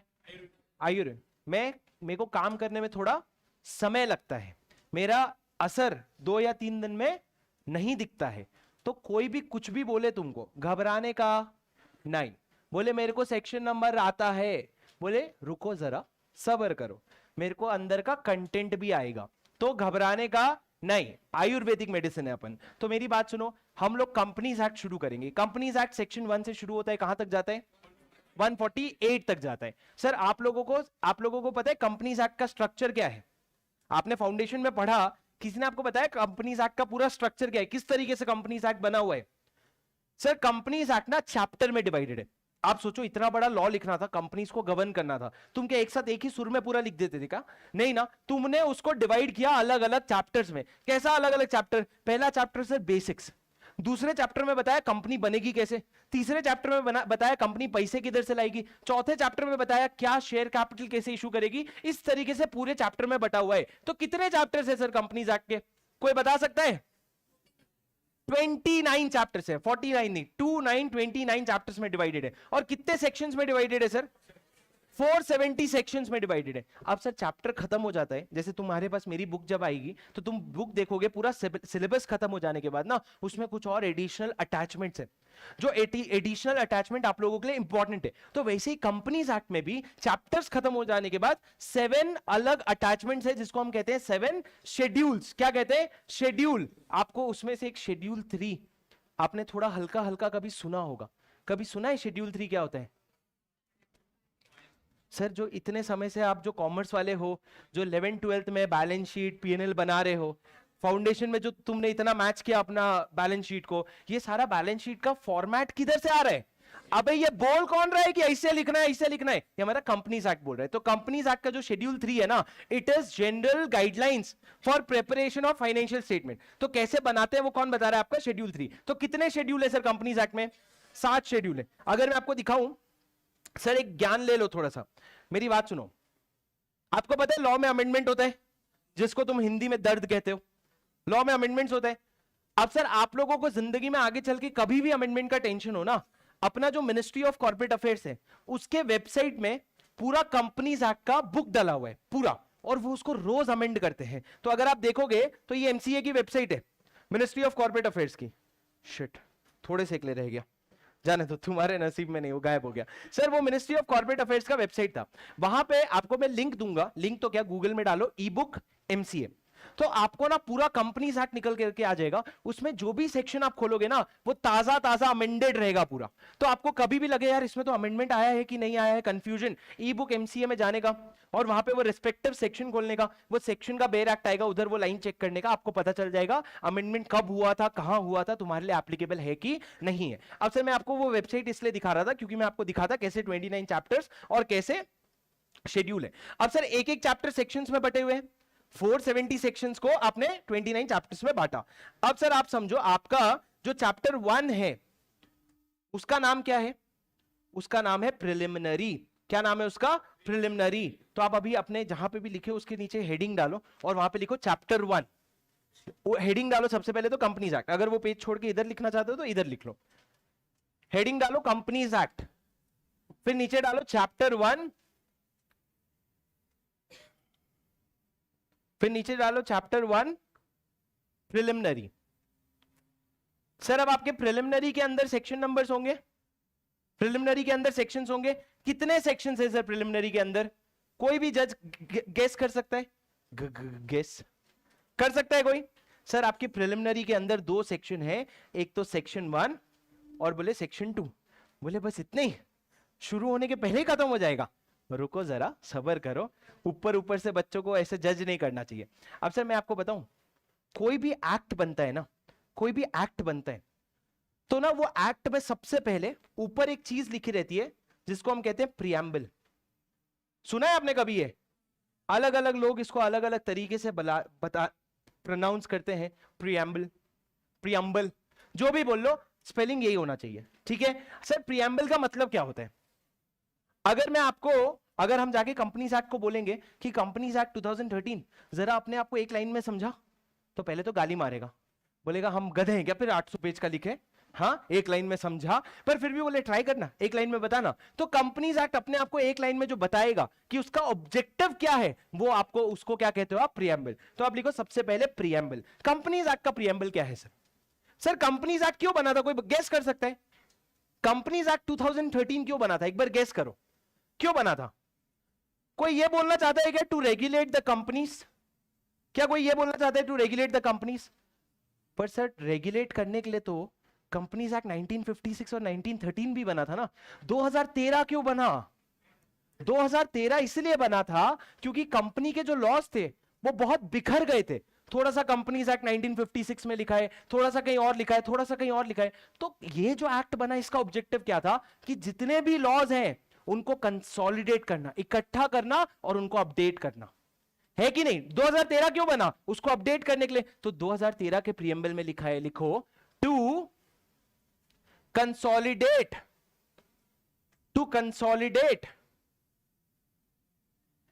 And amend, to consolidate and amend the laws relating to companies, to consolidate and amend the laws related to companies। मैं लिख के दूं? क्या नोट्स तो लिख लिया? क्या स्पीड है भाई, रजनीकांत। ठीक है सर, क्या लिखा आपने? An act to consolidate and amend laws related to the companies. ये क्या हो गया सर? प्रियम्बल। ये क्या हो गया? One liner. अब सर मेरे को एक बात बताओ, आगे बढ़ने के पहले एक छोटी सी बात बताओ। कंपनीज एक्ट मैंने बोला कितने कंपनीज है अपने इंडिया में? 15 से 18 लाख कंपनीज है।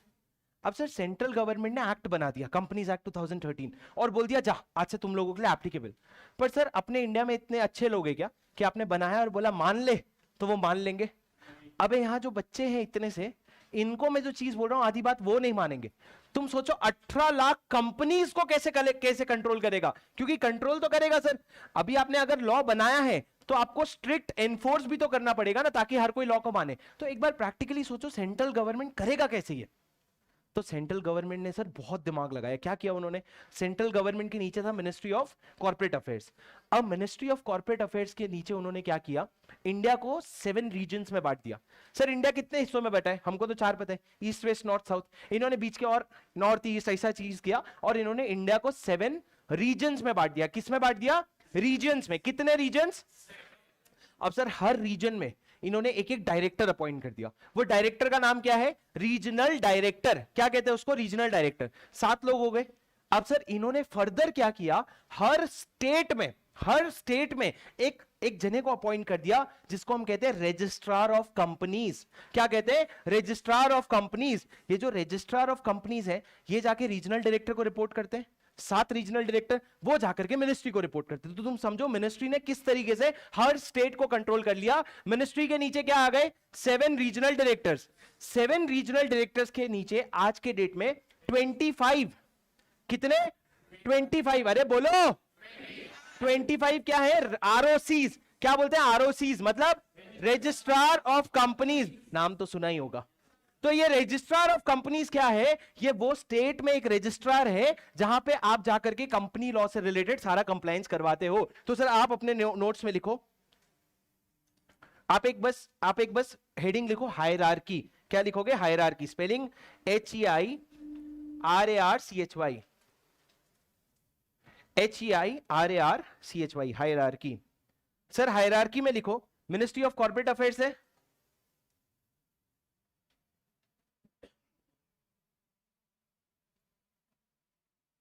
उसके नीचे कितने रीजनल डायरेक्टर्स आ गए? 7 रीजनल डायरेक्टर्स आ गए। उसके नीचे 25 क्या आ जाते हैं? 25 आरओसीज आ जाते हैं। एक मेरे को थोड़ा कॉन्सेप्चुअल क्लैरिटी दोगे क्या एक चीज पे?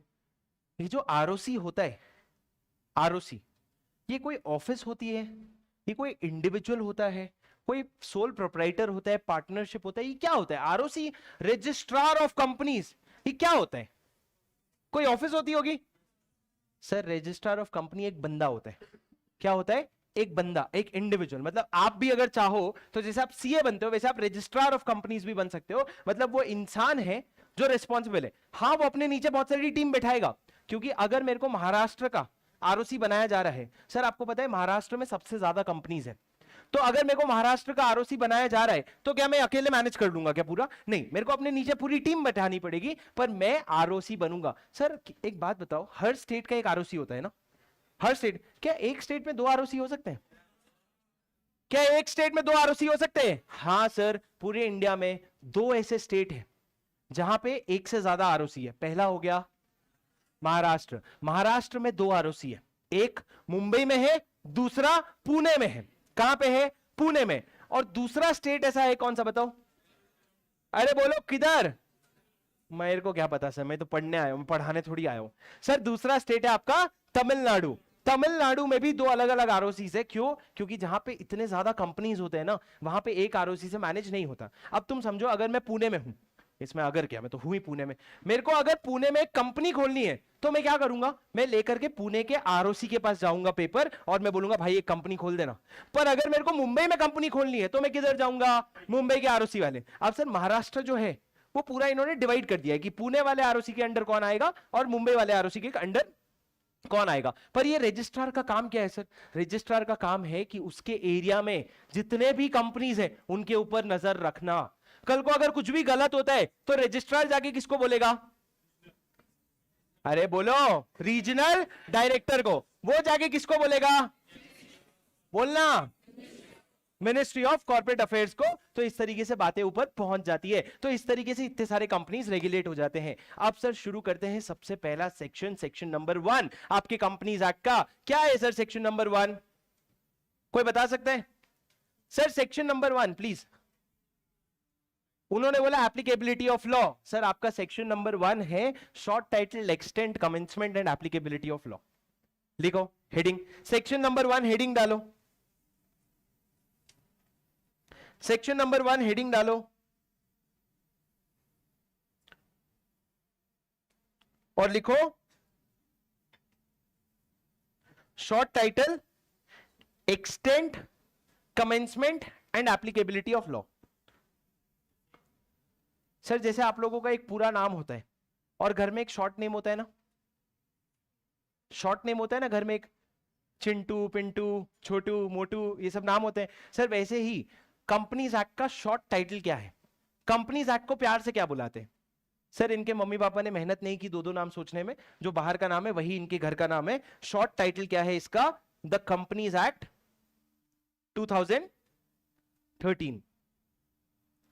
दोस्तों सेक्शन 1 में 4 चीजों के बारे में बात करते हैं। पहला हो गया शॉर्ट टाइटल। शॉर्ट टाइटल क्या है? प्रेम से इस कंपनी को, इसको क्या बुलाते हैं? The companies act 2013। दूसरा क्या है? पढ़ो, दूसरा क्या है? एक्सटेंट। एक्सटेंट मतलब क्या सर? एक्सटेंट मतलब ये क्या पाकिस्तान में लगेगा, यूएस में लगेगा, यूके में लगेगा, इंडिया में लगेगा, पूरे वर्ल्ड में लगेगा? कहां लगेगा सर? ये एक्ट जो है it is applicable to whole of India, including Jammu Kashmir कि excluding Jammu Kashmir? Thanks to. अब अमित शाह तुम बोल सकते हो सर पहले के जमाने में इंक्लूडिंग एक्सक्लूडिंग लिखा रहता था कि जम्मू कश्मीर को इंक्लूड करना है नहीं करना है। आपको पता है पहले के जमाने में जम्मू कश्मीर का पूरा अलग से लॉ था। जम्मू कश्मीर को इंडिया के लॉज एप्लीकेबल नहीं होते थे, वहां के लिए अलग से लॉज बनाए जाते थे। पर अब क्या हो गया है, अब जो जम्मू कश्मीर में जो लॉ है इंडिया वाला ही पूरा लगता है। तो जब आपने होल ऑफ इंडिया लिख दिया तो उसमें पूरा का पूरा जम्मू कश्मीर भी आ जाता है। तो पूरा का पूरा मतलब जितना अपना है, बाकी जितना उनके पास है वो थोड़ी मानेंगे, तो वो वाला आ जाता है। Thanks to Amit Shah. तो एक्सटेंड क्या होगा? Extend to whole of India. तुम लिख रहे हो ना बेटा, लिख रहे हो ना? तीसरा सर कमेंसमेंट। कमेंसमेंट मतलब क्या? कमेंसमेंट मतलब ये शुरू कब से होगा? तो तुम तो बोलोगे 2013 से। अगर 2013 से शुरू नहीं होएगा तो क्या मतलब है? सर आपका कंपनीज एक्ट जो शुरू हो रहा है ना, वो शुरू हुआ फ्रॉम 30 अगस्त 2013।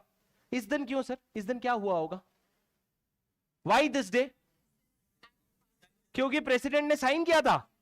प्रेसिडेंट ने साइन कब किया था बताओ? 29 अगस्त को साइन किया था प्रेसिडेंट ने। सर इस दिन क्या हुआ था? ऑफिशियल गैजेट में पब्लिश हुआ था। Published in official gazette.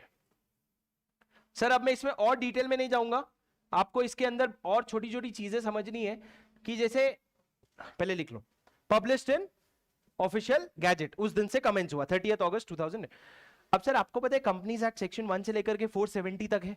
इन्होंने एक साथ आकर के अचानक से तुम पे बॉम्ब नहीं फेंका कि आज से पूरे 470 सेक्शन एप्लीकेबल हो जाएंगे, ऐसा नहीं किया। इन्होंने पार्ट पार्ट में किया। क्या किया इन्होंने? पार्ट पार्ट में। पहले बोले अब से तेरे लिए सेक्शन 1 एप्लीकेबल, कुछ दिन बाद और बोले ये ले 20 सेक्शन और लगा ले, कुछ दिन बाद। तो ये लोग बारी बारी करके अप्लाई किए। ऐसा नहीं है कि ऑफिशियल गैजेट में डाल दिया तो उस दिन से सारा अप्लाई हो जाएगा। तुम जब ऑफिशियल गैजेट में डालते हो ना तो उसके पेपर ऊपर तुम एक पेपर लिखते हो। पेपर में ये लिखते हो कि सेक्शन 1 कब से अप्लाई होगा, सेक्शन 2 कब से अप्लाई होगा, और तुम पूरा डेट बताते हो कि कब से एप्लीकेबल होगा। तो जो डेट लिखा है उस दिन से एप्लीकेबल होगा। तो कमेंसमेंट क्या होगा? हमने सिंप्लिसिटी के लिए क्या समझा? The date on which it is published in the official gazette. उसके बाद सर एप्लीकेबिलिटी। कोई मेरे को बता सकता है कंपनीज एक्ट किसको अप्लाई करेगा? Option A, option A partnership firms, option B proprietorship firm, option C वो एक बच्ची ऐसा कर ली, बोले हमको तो एमसीक्यू में आदत है कुछ भी पूछे टिक, बोले जो भी आप पूछ लो सर खत्म कर दिए, हम करेंगे जो आएगा वो बोल देंगे। सोच भी लो बेटा थोड़ा। पहला क्या है? पार्टनरशिप, दूसरा प्रोप्राइटरशिप, तीसरा इंडिविजुअल, चौथा कंपनीज। किसको एप्लीकेबल है? Companies act, company. तो सर यहां लिख दें एप्लीकेबिलिटीज टू कंपनीज। लिखो the provision of companies act,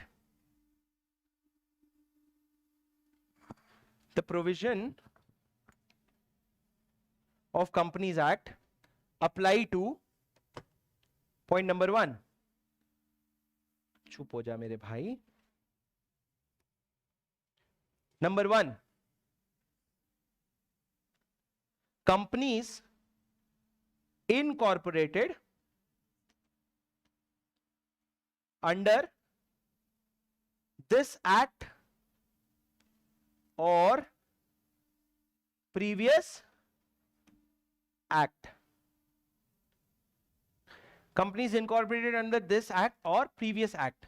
previous act मतलब सर जो आपका कंपनीज एक्ट 1956 था। मेरे को एक बात बताओ, रिलायंस इंडस्ट्रीज अभी अभी बनी कि पहले से थी? पहले से थी, उसके वजह से ही शायद कंपनीज एक्ट आया होगा एक तरह से। तो सर अगर कंपनीज एक्ट 1956 में भी तो बहुत सारी कंपनीज बनी थी ना, ये रिलायंस, अडानी, टाटा, ये सब तो उस समय की कंपनीज है ना, तो उनको क्या ये एक्ट अप्लाई नहीं होगा क्या? नहीं सर, सबको होगा। तो जो नए कंपनीज बन रहे हैं उनको भी, और जो पुराने कंपनीज बने हुए हैं उनको भी, सबको कंपनीज एक्ट अप्लाई होगा। दूसरा सर, दूसरा सर 3 कंपनीज हैं जो साथ साथ में चलते हैं। पहला, जो फाउंडेशन वाले, तुमको कुछ नया नहीं, अगर तुमको ये सब पढ़ के लग रहा है हाँ यार क्या नया कॉन्सेप्ट है, तो फाउंडेशन का ना मेल लिख दूंगा मैं तुम्हारे इंस्टीट्यूट को, बोले कि पास हो गया ये देख लो, वापस रीचेकिंग करवा लो। बेटा फाउंडेशन के कंपनीज एक्ट के पहले दूसरे पेज में ये कॉन्सेप्ट है। पहला किसको एप्लीकेबल है? कंपनीज को। दूसरा, 3 तरह के कंपनीज होते हैं, इंश्योरेंस कंपनीज, बैंकिंग कंपनीज, और तीसरा इलेक्ट्रिसिटी। ये तीनों साथ साथ में चलते हैं, तो उन तीनों को भी अप्लाई होगा। कौन तीनों को? पहला इंश्योरेंस, दूसरा बैंकिंग, और तीसरा एंड इलेक्ट्रिसिटी कंपनीज। इन तीनों को भी अप्लाई होगा। पर सर आपको एक बात बताऊं, आपको पता है ये तीनों के अलग से खुद के भी एक एक्ट है। जैसे कि बैंकिंग कंपनी है, तो बैंकिंग कंपनी को गवर्न करने के लिए एक एक्ट है बेटा, बैंकिंग, थोड़ा बोलना, थोड़ा बोलना, थोड़ा बोलेंगे तो अच्छा लगेगा ना। खाना खाया, अगले अगले इसके बाद भूख भी तो लगने दे थोड़ा सा, ऐसा बैठे बैठे भूख थोड़ी लगेगा। बोले हमको तो लग जाता है सर, आपको थोड़ी पता। थोड़ा बोलो ना, मेहनत करो ना, ताकि लगे भूख लगी। फिर उसके बाद सर 3 कंपनीज के खुद के भी एक्ट है। जैसे बैंकिंग कंपनी के एक्ट का नाम क्या है? Banking regulation act. हिम्मत है तो इंश्योरेंस वाला बताओ। IRDA क्या? हट, पूरा बताओ। Insurance regulatory and development authority. और तीसरा इलेक्ट्रिसिटी का अच्छा है, इलेक्ट्रिसिटी एक्ट। ठीक है। अब सर मेरे को एक सिंपल सी बात बताओ, क्या मान लो मेरी बीवी है और मेरा अफेयर भी चल रहा है, मान लो, ठीक है, मान लो मेरी बीवी है, मेरा अफेयर भी चल रहा है। अब सर जब तक सब कुछ अच्छा चल रहा है तब तक तो मजे हैं। किसी दिन ऐसा भी आएगा कि दोनों की बातों में कॉन्फ्लिक्ट आ जाए। एक जने ने बोला ग्रे जैकेट पहन के जाओ, एक जने ने बोला ब्लू जैकेट पहन के जाओ। तो सर अब कॉन्फ्लिक्ट आता है तो आपको अल्टीमेटली किसी की बात सुननी पड़ती है। तो किसकी बात सुनोगे सर, बीवी की कि अफेयर वाला? बेटा ये अफेयर में जितना भी मजा है, लंबा चलना तुमको शादी है, तो तुम लोग किसकी बात सुनते हो? अल्टीमेटली बीवी की।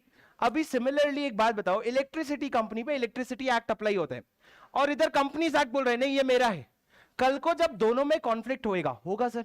कॉन्फ्लिक्ट कैसे होगा? अगर इलेक्ट्रिसिटी एक्ट बोलता है कि हमारे हर कंपनी में 5 डायरेक्टर होना चाहिए, क्या होना चाहिए? 5 डायरेक्टर। कंपनीज एक्ट बोलता है हमारे में 3 डायरेक्टर होना चाहिए, 3 से ज्यादा नहीं रख सकते। तो तुम किसकी बात सुनोगे? सर यहां पे अफेयर वाली ने खुद से बोल दिया कि भाई पहले बीवी की बात मान ले, बीवी की बात मानेगा तो जिंदा रहेगा तो ना अफेयर करेगा। तो उसने बोला बेटा तू जो मेन एक्ट है, तो जब आपका इलेक्ट्रिसिटी एक्ट और कंपनीज एक्ट में डिफरेंसेस आते हैं तो कौन जीतेगा? Electricity act. और ये कंपनीज एक्ट ने सामने से बोल दिया। यहां पे इन्होंने लिखा ये जो 3 कंपनीज है, insurance company, banking company, electricity company, उसके आगे इन्होंने लिख दिया as long as it is not inconsistent with respective act। मतलब क्या? जब तक हमारा सामने वाले एक्ट से पंगा नहीं होता है तब तक तो तुम हमारी बात सुन लो। समझे? तीसरा सर एक्चुअली ये ऊपर जो 3 नाम लिखे ना तुमने, इंश्योरेंस, बैंकिंग, इलेक्ट्रिसिटी, उसके बाजू में एक और नाम लिख लो, any other company under any special act. Sir कभी कभी स्पेशल एक्ट्स होते हैं, स्पेशल एक्ट जैसे कि कोई बता सकता है मेरे को कौन सी कंपनी स्पेशल एक्ट में फॉर्म होती है? सर उन्होंने बोला LIC, LIC स्पेशल एक्ट में फॉर्म होता है। तो अगर हम बहुत ज्यादा टेक्निकलिटी पे जाएंगे तो आंसर अलग हो सकता है, पर चलो आपके कंफर्ट के लिए हम ये बोलते हैं कि जो LIC है उसका एक अलग से एक्ट है, LIC एक्ट, उसके अंडर फॉर्म हुई है ना, तो उसको भी पूरा कंपनीज एक्ट अप्लाई हो जाएगा। शर्त यही है कि कल को LIC एक्ट और हमारे बीच में अगर लड़ाई हुई तो जीतेगा कौन? LIC act. और लास्ट पॉइंट लिखो, एनी अदर BC, बेटा पूरा लिखो बेटा, बॉडी कॉर्पोरेट notified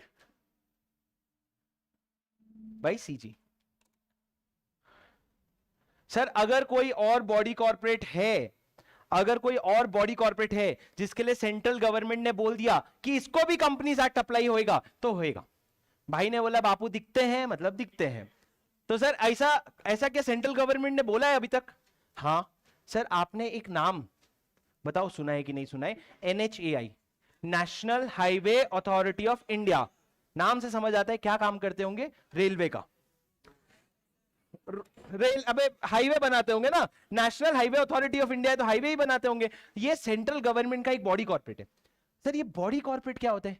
रुको जरा, आएंगे, सबर करो। सर बॉडी कॉर्पोरेट होता है तो सेंट्रल गवर्नमेंट ने बोल दिया कि तू है भले बॉडी कॉर्पोरेट लेकिन तेरे को पूरा कंपनीज एक्ट अप्लाई हो जाएगा। सर ये सेंट्रल गवर्नमेंट बोलता कैसे है? सर सेंट्रल गवर्नमेंट कैसे बोलता है? सेंट्रल गवर्नमेंट वापस से नोटिफाई करता है, किधर? अपने ऑफिशियल गैजेट में। एक ही जगह से बोलता है सेंट्रल गवर्नमेंट, अपने ऑफिशियल गैजेट से। तो उधर वो लिख देगा कि national highway authority of India को आज से कंपनीज एक्ट लगेगा। तो लगेगा बोला तो लगेगा, तो उस समय से उनको भी कंपनीज एक्ट एप्लीकेबल हो जाएगा। तो इन लोगों को कंपनीज एक्ट अप्लाई होता है। आपको 3 पॉइंट्स याद करने हैं। सबसे पहला जो कंपनीज इस एक्ट में याद करने हैं, मतलब करो, मेरा हो गया, तुमको मैं लाके कल दिखाऊंगा, इधर दिखाऊंगा तुमको, हो गया। याद किसको करना है? तुमको। मेरे को 2 शब्द कम भी याद रहेंगे तो चल जाएगा, तुमको याद रहेंगे तो चल जाएगा, पर बाकी तो याद करो, याद तो करो। सर 3 चीजों का एप्लीकेबल होता है। सबसे पहले कंपनी जो इस एक्ट के अंदर बने हैं और जो प्रीवियस एक्ट। दूसरा इंश्योरेंस, बैंकिंग, इलेक्ट्रिसिटी और एनी अदर। तीसरा any other body corporate as may be notified by the central government. कौन कौन 3 पॉइंट बोल लेगा? नहीं पूछूंगा कसम से, बस हाथ उठा लो, जो नहीं उठाएगा उसको पूछूंगा। कौन कौन ये 3 पॉइंट बता देगा? लोग सोच रहे हैं क्या पॉलिटिक्स चल रहा है यहाँ पे, बोले उठाऊं कि नहीं उठाऊं, बचूंगा कहां पे मैं? अबे बचना नहीं, तुम बस ये बताओ याद हुआ कि नहीं हुआ, बोले बचना कहां पे? चलो नीचे करो नालायक लोग। चलो सर, ये आपका सेक्शन 1 था। सेक्शन 1 में 4 बातें थी, short title, extend, commencement, applicability. Applicability में 3 पॉइंट था, किसको किसको अप्लाई होता है। तो मेरे को एक बात बता दो, LIC जो है उसको अप्लाई होता है क्या कंपनीज एक्ट? हाँ होता है। क्यों? क्योंकि it is a company which is formed under any special act. ठीक है सर, ये आपका पूरा का पूरा सेक्शन 1 था। Section 1 short title, extend, commencement और एप्लीकेबिलिटी। अभी तुमको अगर ऐसा लगता है कि सर एक शॉर्टकट बनाएंगे इसका, SECA, तो बेटा ऐसे करके ना इतने शॉर्टकट बन जाएंगे हमारे कंपनीज एक्ट में कि सारे शॉर्टकट का एक शॉर्टकट बनाना पड़ेगा कि बेटा ये शॉर्टकट से सारे शॉर्टकट्स याद रहेंगे, वो शॉर्टकट से प्रोविजन याद रहेगा। फिर जब तुम एग्जाम हॉल में जाकर के डिकोडिंग कर रहे हो, जो तुमने अभी एनक्रिप्ट मारा, तुमने एनक्रिप्ट मारा ना अभी, उसको जब तुम डिक्रिप्ट करोगे एग्जाम हॉल में, तब तुमको सवाल आएगा, अबे मेरा ये पेपर 60 नंबर के ऊपर खत्म काहे नहीं होता है? ऐसा क्या कर रहे हैं बाकी लोग जो मैं नहीं कर रहा हूं? तुम लोग ये एनकोडिंग डिकोडिंग कर रहे हो। ठीक है, अब मेरी बात सुनो सर, ये आपका सेक्शन 1 था जिसका नाम था short title, extend, commencement, applicability. दूसरा सेक्शन, सेकंड नंबर सेक्शन का क्या नाम है सर? आप लोगों ने पढ़ा है थोड़ा सा, क्या? डेफिनेशन। हेडिंग डालो सेक्शन 2 डेफिनेशन। आपने एप्लीकेबिलिटी लिखा मेरे साथ? पक्का? ठीक है, डालो सेक्शन 2 एप्लीकेबिलिटी। पता है, लिखो डेफिनेशंस।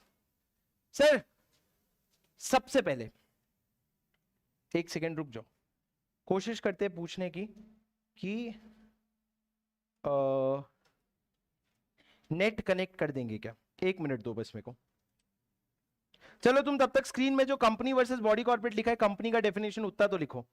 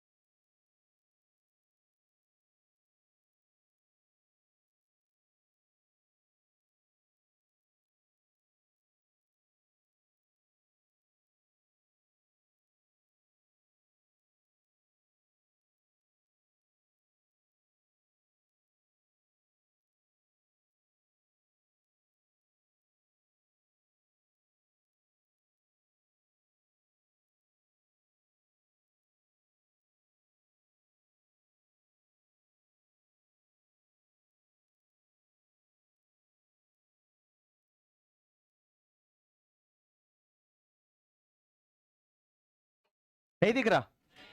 कैसे नहीं दिख रहा? तुम लोग यूनिटी में नहीं दिख रहा है बोल रहे हो, मेरे को और भी डर लग रहा है। सुनो, नहीं नहीं कोई बात नहीं, नेट आएगा पासवर्ड, तब तक मेरी बात सुनो दोस्तों। सर आपने कंपनी का डेफिनेशन लिखा, सबसे पहले डेफिनेशन में आपको समझाता हूं। अच्छा चलो ना, अपने पास आईसीआई का मॉड्यूल खुला हुआ है। सर देखो ये आपका आईसीआई मॉड्यूल है, आईसीआई मॉड्यूल है ये। सर आपका भगवान है। आने वाले दिनों में अगर कोई आपको पास कराने की क्षमता रखता है तो वो ये है, अगर आपको कोई रैंक दिलाने की क्षमता रखता है तो ये है। कोई भी चीज अगर आपको समझनी है, कोई भी चीज अगर आपके कभी जिंदगी में टेंशन आए कि यार ये तो उधर तो ये हुआ था, इधर ये हुआ नहीं हुआ, आ करके कंट्रोल एफ मारना। इसमें कंट्रोल एफ में मिल जाए तो मेरे पास आना, नहीं मिलेगा आराम से घर पे बैठ जाना। अब सर ये आपका चैप्टर 1 है। चैप्टर 1 का क्या नाम है? प्रिलिमिनरी। प्रिलिमिनरी में जरा देखो, प्रिलिमिनरी में क्या हेडिंग दिया है? पहला तो है शॉर्ट टाइटल, एक्सटेंड, कमेंसमेंट, फिर दूसरा एप्लीकेबिलिटी, फिर तीसरा डेफिनेशन। मतलब हमने आज की क्लास में 3 टॉपिक में से 2 तो खत्म कर डाले, बचा क्या है? सिर्फ डेफिनेशन बचा है। ये अलग बात है कि अगर 30 पेज का चैप्टर है तो 2 पेज में हो गया ये, बाकी अभी 28 पेज बचे हुए हैं। सर डेफिनेशन में आप सबसे पहले सर इंट्रोडक्शन वाला पोर्शन पढ़ो, देखो एक बार समझ आ रहा है क्या? क्या लिखा है? पहला, the companies act is an act to consolidate and amend the law relating to companies. ये क्या हो गया सर? प्रीएम्बल। अच्छा तुम लोगों ने रजिस्ट्रेशन करवा दिया? करवा लो और फिर बुक्स मंगवा लो। नवंबर के लिए मेरे को नहीं लगता नए किताब आएंगे, 1-2 दिन में देखते हैं कोई अपडेट और आए तो। पर आप लोग अपने जो भी आईसीआई मॉड्यूल्स हैं, ये मत सोचना कोई नया किताब आएगा, ये होगा वो होगा, आप किताबें सारे मंगवा लो।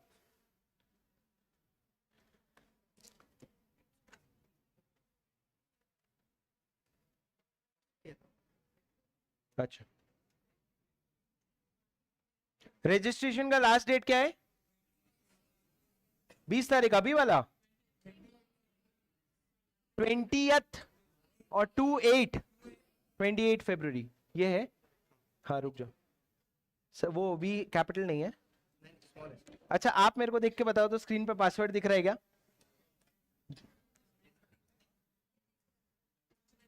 कुछ नहीं दिख रहा है तो मैं भी नहीं दिख रहा तुमको।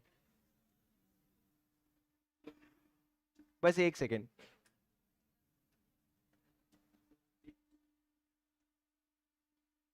ये क्यों आ रहा है साउंड? सब दिख गया तुमको? मेरे को पता है।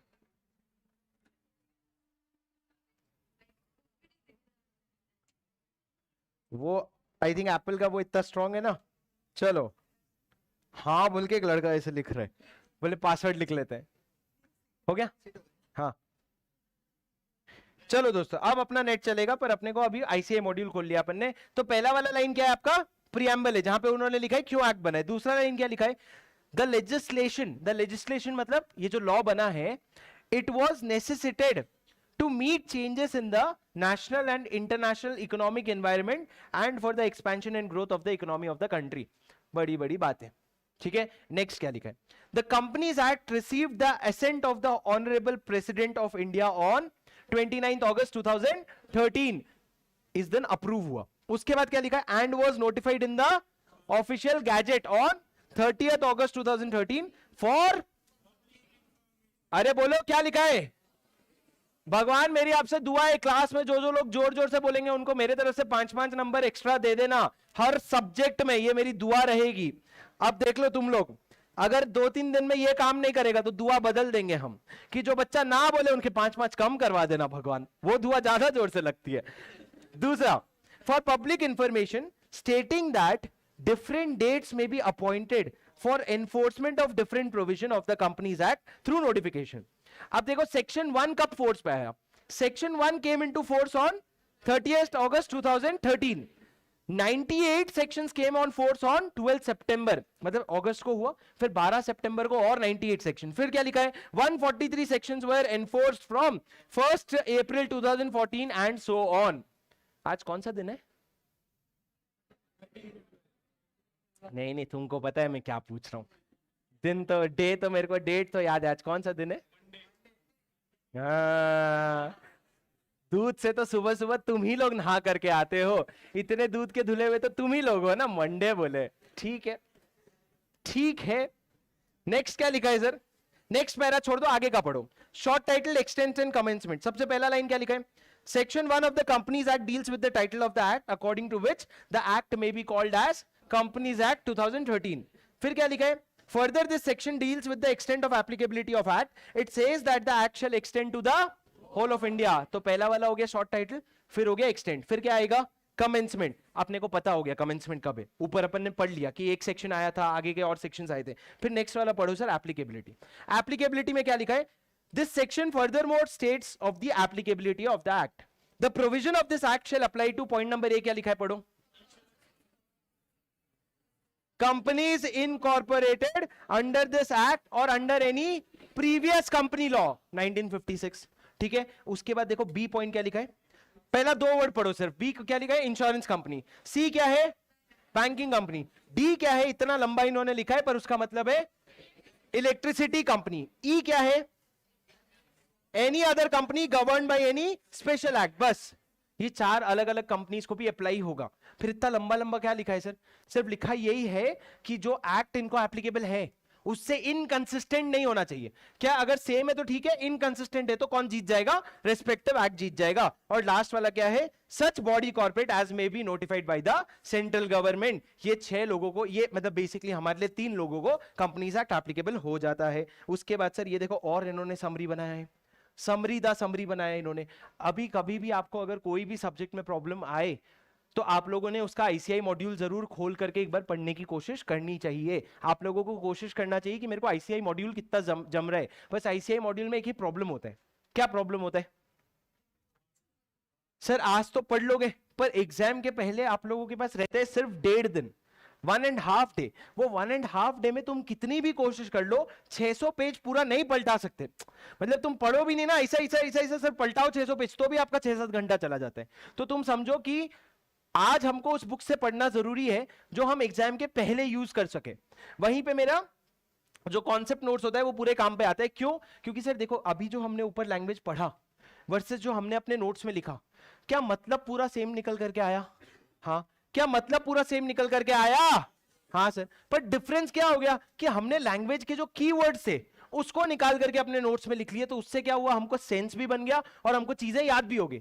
और यही चीज जो है पूरा आपके समरी नोट्स में किया गया है। आपके समरी नोट्स में मैंने हर चीज को पूरा प्रॉपर टाइप किया है। जैसे कि ऐसा नहीं कि उधर से कॉपी किया इधर पेस्ट करके फॉर्मेटिंग कर दिया। अगर मैं एक पूरा सेंटेंस पढ़ रहा हूं तो वो सेंटेंस को मैंने याद करके उसको थोड़ा ट्विक करके लिखा है ताकि कीवर्ड्स पूरा रह जाए, लॉ का लैंग्वेज पूरा रह जाए, लॉ का मतलब ना बदले और एट द सेम टाइम आप लोगों के लिए समराइज होकर के चीजें हो जाए। ये हो गया सर आपका सेक्शन 1। सेक्शन 2 बात करते हैं डेफिनेशंस के बारे में। सर डेफिनेशंस क्या होते हैं?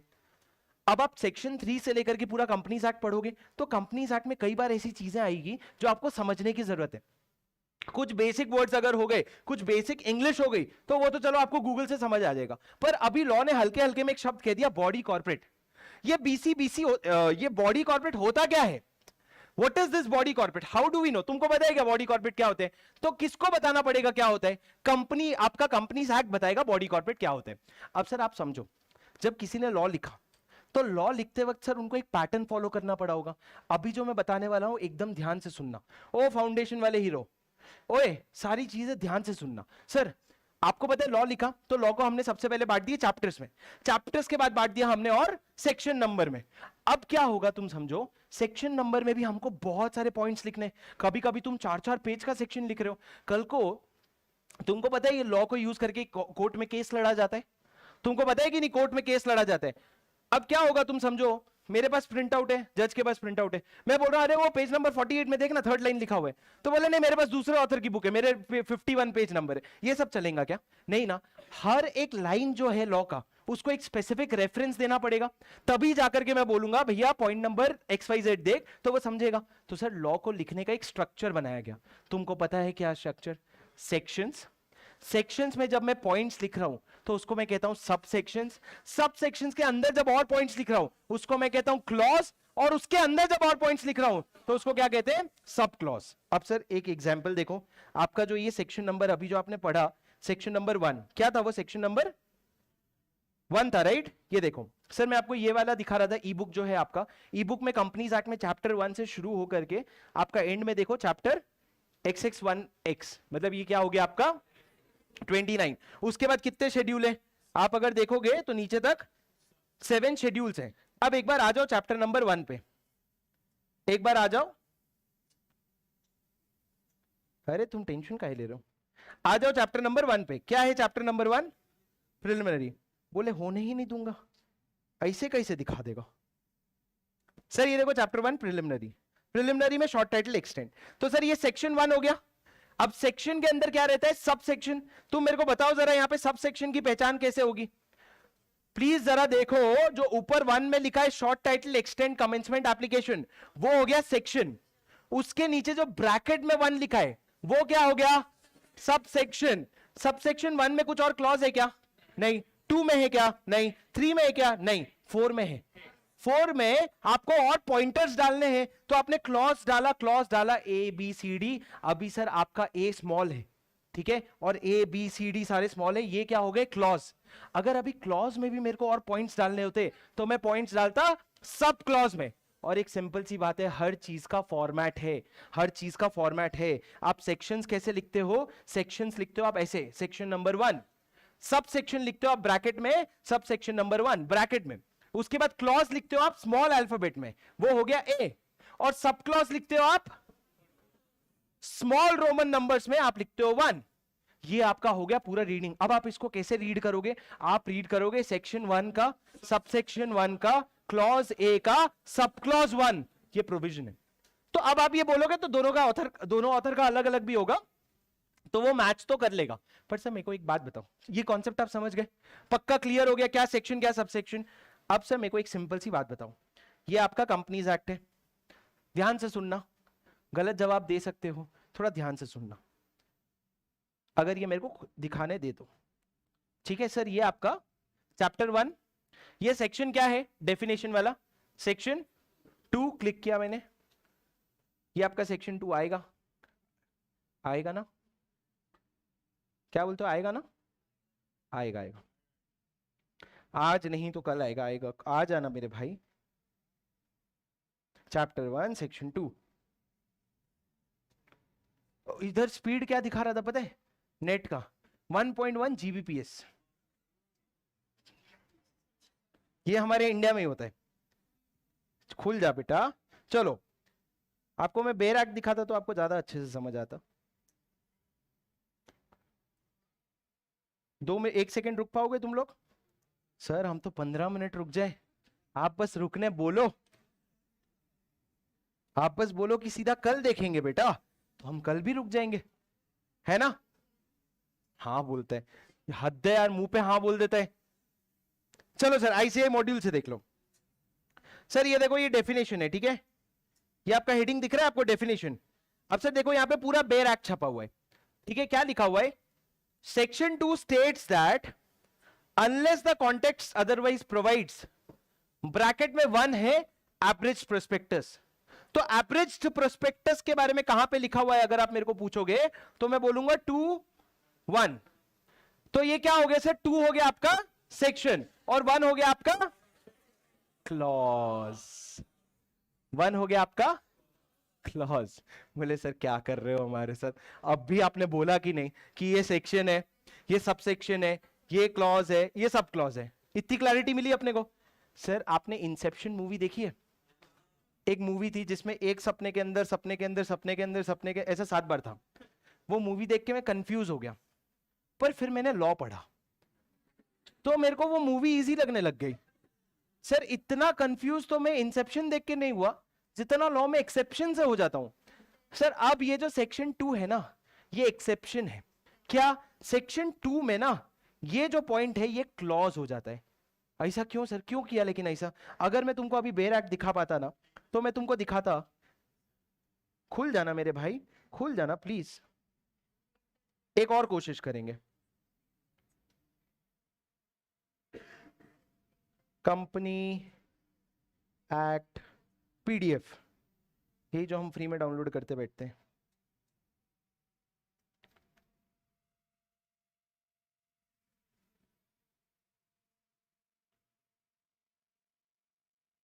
हाँ मिल गया। सर ये देखो, हाश बोलो, हाश। सर ये देखो, अब देखो, अब देखो, देखो ये आपका सेक्शन 2 है डेफिनेशन।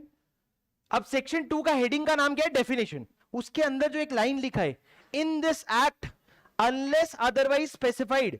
सर ये लाइन को भी एक रेफरेंस देना पड़ेगा ना, ये लाइन को भी एक रेफरेंस देना पड़ेगा ना, तो ये लाइन को सबसेक्शन माना जाता है। पर क्योंकि आपके और अलग अलग सबसेक्शंस नहीं है, इसलिए इसको नंबरिंग नहीं दी गई। पर उसके बाद जब नंबरिंग दी गई तो जो पहला पॉइंट है एब्रिव्ड प्रोस्पेक्टस, वो भले ही नंबर 1 आ रहा है, लेकिन उसको हम क्या रीड करते हैं? क्लॉज रीड करते हैं। तो अगर आप मेरे को पूछोगे सर कंपनी कहां डिफाइंड है, तो मैं आपको बोलूंगा कंपनी इज डिफाइंड अंडर 220। ये 220 को रीड कैसे करोगे सर? इसको सेक्शन 2 क्लॉज 20। तो लगता सबसेक्शन है पर है ये क्लॉज। सर ऐसा गेम हमारे साथ कहीं और भी होता है क्या?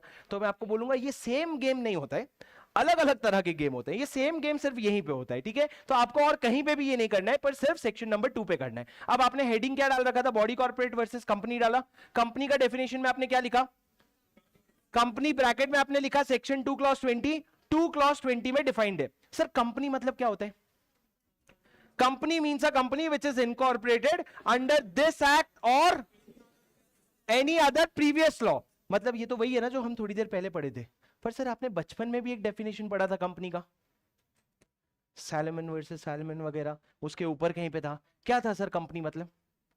Company is a incorporated entity having separate legal identity and perpetual succession, common seal, ये सब कुछ लिखा था ना?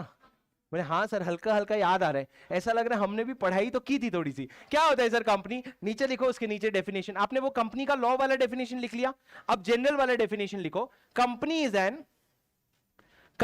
N incorporated, company is an incorporated association, company is an incorporated association which is an artificial person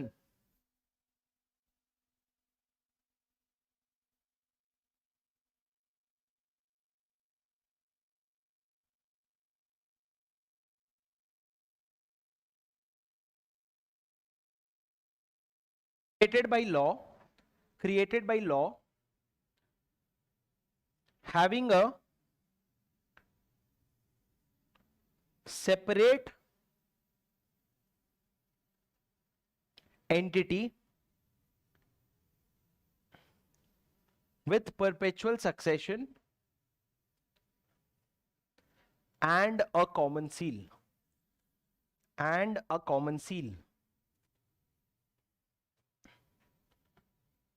दोस्तों ये definition में company के 5 इंपॉर्टेंट हिस्से सामने आते हैं। सबसे पहला इनकॉर्पोरेटेड एसोसिएशन। इनकॉर्पोरेटेड एसोसिएशन मतलब क्या?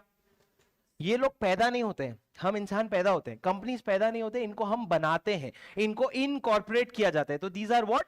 Incorporated association. दूसरा कीवर्ड क्या आया sir? Artificial person. Artificial person मतलब क्या? इनकी आंखें नहीं है देखने के लिए, ये लोग वैलेंटाइंस डे नहीं मना पाएंगे। क्या बोल रहे हैं? वो तो तू भी नहीं मना पाएगा, उसको क्या बोल रहा है? तो ये आर्टिफिशियल पर्सन है, ये लोग देख नहीं सकते, ये लोग बोल नहीं सकते, ये लोग सिग्नेचर नहीं कर सकते। These are not artificial, these are artificial person. तीसरा, they have a separate legal identity. मतलब क्या? मतलब मैं और अगर मेरी कंपनी है तो हम दोनों की आइडेंटिटी अलग अलग है, बीच में एक पर्दा होता है, उसको क्या कहते हैं? Salmon versus salmon. वही अच्छा था ना सर? बोले वही फिर से पढ़ लेते। मत बोलो, बहुत लोग पढ़ रहे हैं बेचारे, ऐसा बोलो मत तुम। तो सर बीच में क्या होता है? पर्दा, और वो उसको क्या कहते हैं? Corporate wheel. उसके बाद चौथा, परपेचुअल सक्सेशन। मतलब क्या? जो आपने फाउंडेशन में पढ़ा था कि कंपनी 100 साल से चले आते, 100-150 साल से चले आते। क्यों? क्योंकि डायरेक्टर रहे ना रहे फर्क नहीं पड़ता, कंपनी चलते जाती है। क्यों? क्योंकि कंपनी एक अलग आइडेंटिटी है और उसका इंसान से कोई लीगल कनेक्शन नहीं है। और next, common seal. Common seal मतलब क्या सर? कॉमन सील का बात ध्यान से सुनना बेटा, कॉमन सील का बात ध्यान से सुनना, कॉन्सेप्ट क्लियर रहेंगे। सर कॉमन सील क्या होता है? देखो कंपनी है, आपको पता है company can hold property in its own name, आपको पता है company can sue and be sued, ये सब पता है ना आपको? अरे पता है सो? कुछ बच्चे बोले हमको कैसे पता होगा? वो जो तुम छोड़ के गए थे ना चैप्टर 1, उधर ये सब लिखा हुआ था फाउंडेशन में, कंपनीज एक्ट का। फिर भी बता रहा हूं, मेरी बात सुनो। सर कंपनीज एक्ट में जो कंपनीज होती है वो लीगल आइडेंटिटी होती है, तो वो प्रॉपर्टी अपने नाम पे होल्ड करती है। आप समझो रिलायंस गया जमीन खरीदने के लिए, जमीन खरीदने के लिए जमीन पे पेपर पे साइन तो करना पड़ेगा ना। रिलायंस कैसे साइन करेगा? बोला ना हमने आर्टिफिशियल पर्सन है, कैसे साइन करेगा? तो सर आप किसी को कंपनी में ऑथराइज कर देते हो। बेटा आपका नाम क्या है? गौरी। आपका? नंदनी, है ना? वही। हाँ, तो गौरी, मान लो मेरे कंपनी में गौरी जो है डायरेक्टर है, मैंने गौरी को ऑथराइज कर दिया एज अ कंपनी कि गौरी रिलायंस के बिहाफ में जो पेपर साइन करने हैं ना वो आप साइन कर लो।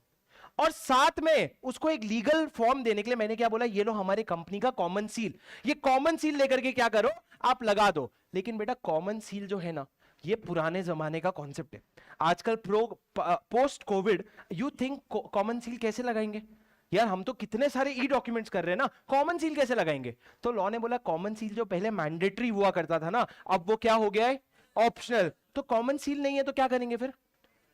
कॉमन सील अगर नहीं है ना तो कंपनी के 2 डायरेक्टर अगर साइन कर देंगे तो कॉमन सील की जरूरत नहीं पड़ेगी। या फिर अगर कंपनी में सीएस है, कौन है? सीएस। सीएस बोले तो कंपनी सेक्रेटरी, तो 2 डायरेक्टर की जगह 1 डायरेक्टर और 1 सीएस भी साइन कर देगा ना तो काम हो जाएगा, हमको और किसी चीज की जरूरत नहीं पड़ेगी। क्या आपको मेरी बात समझ आई?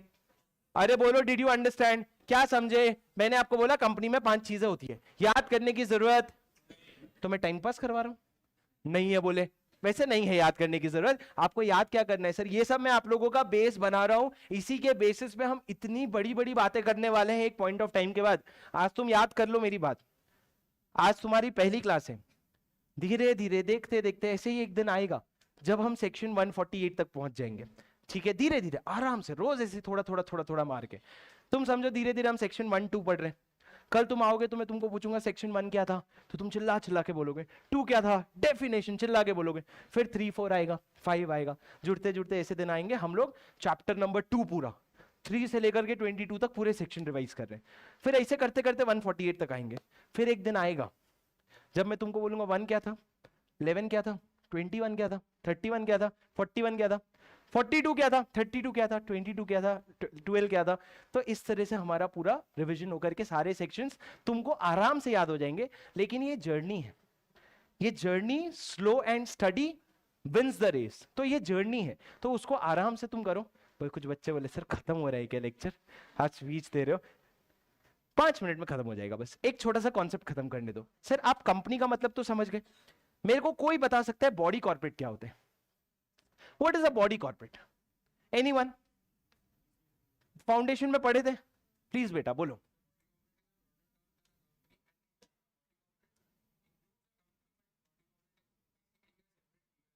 BCom, BCom, BCom.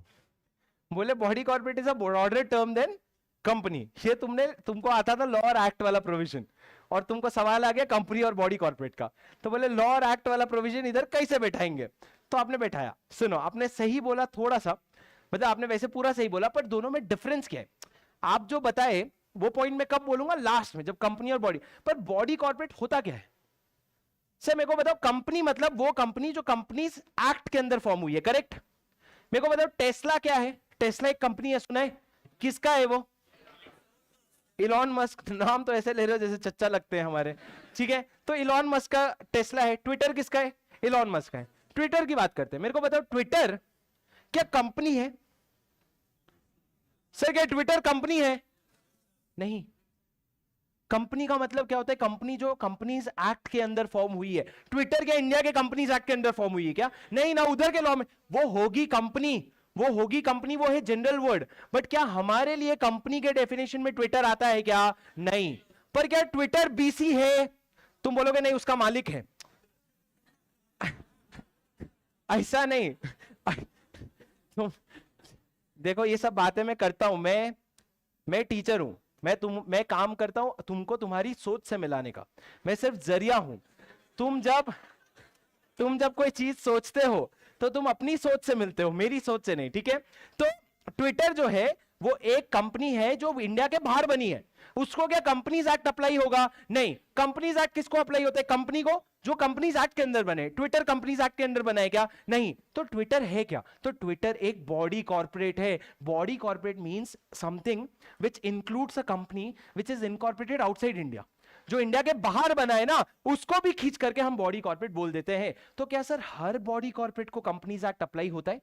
नहीं, कुछ सिलेक्टेड बॉडी कॉर्पोरेट जिसको सेंट्रल गवर्नमेंट नोटिफाई करता है उसको अप्लाई होता है। तो ट्विटर एक बॉडी कॉर्पोरेट है, पर क्या ट्विटर कंपनी है? नहीं। क्यों सर? आप समझ रहे हो ना, वो कंपनी है। अगर हिंदी में बात करें तो वो भी एक कंपनी है, पर हमारे कंपनीज एक्ट में लिटरल मीनिंग में ट्विटर एक कंपनी है क्या? नहीं, ट्विटर एक बॉडी कॉर्पोरेट है। तो बॉडी कॉर्पोरेट क्या होता है? लिखो, बॉडी कॉर्पोरेट आपके लॉ में डिफाइंड है। बॉडी कॉर्पोरेट ब्रैकेट में डालो 2 clause 11, लिखो, body corporate includes a company incorporated outside India। फिर नीचे लिखो, but does not include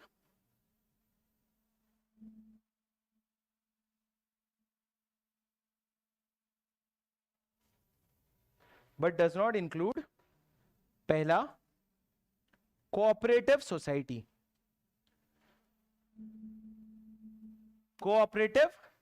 society, और दूसरा BC notified by CG.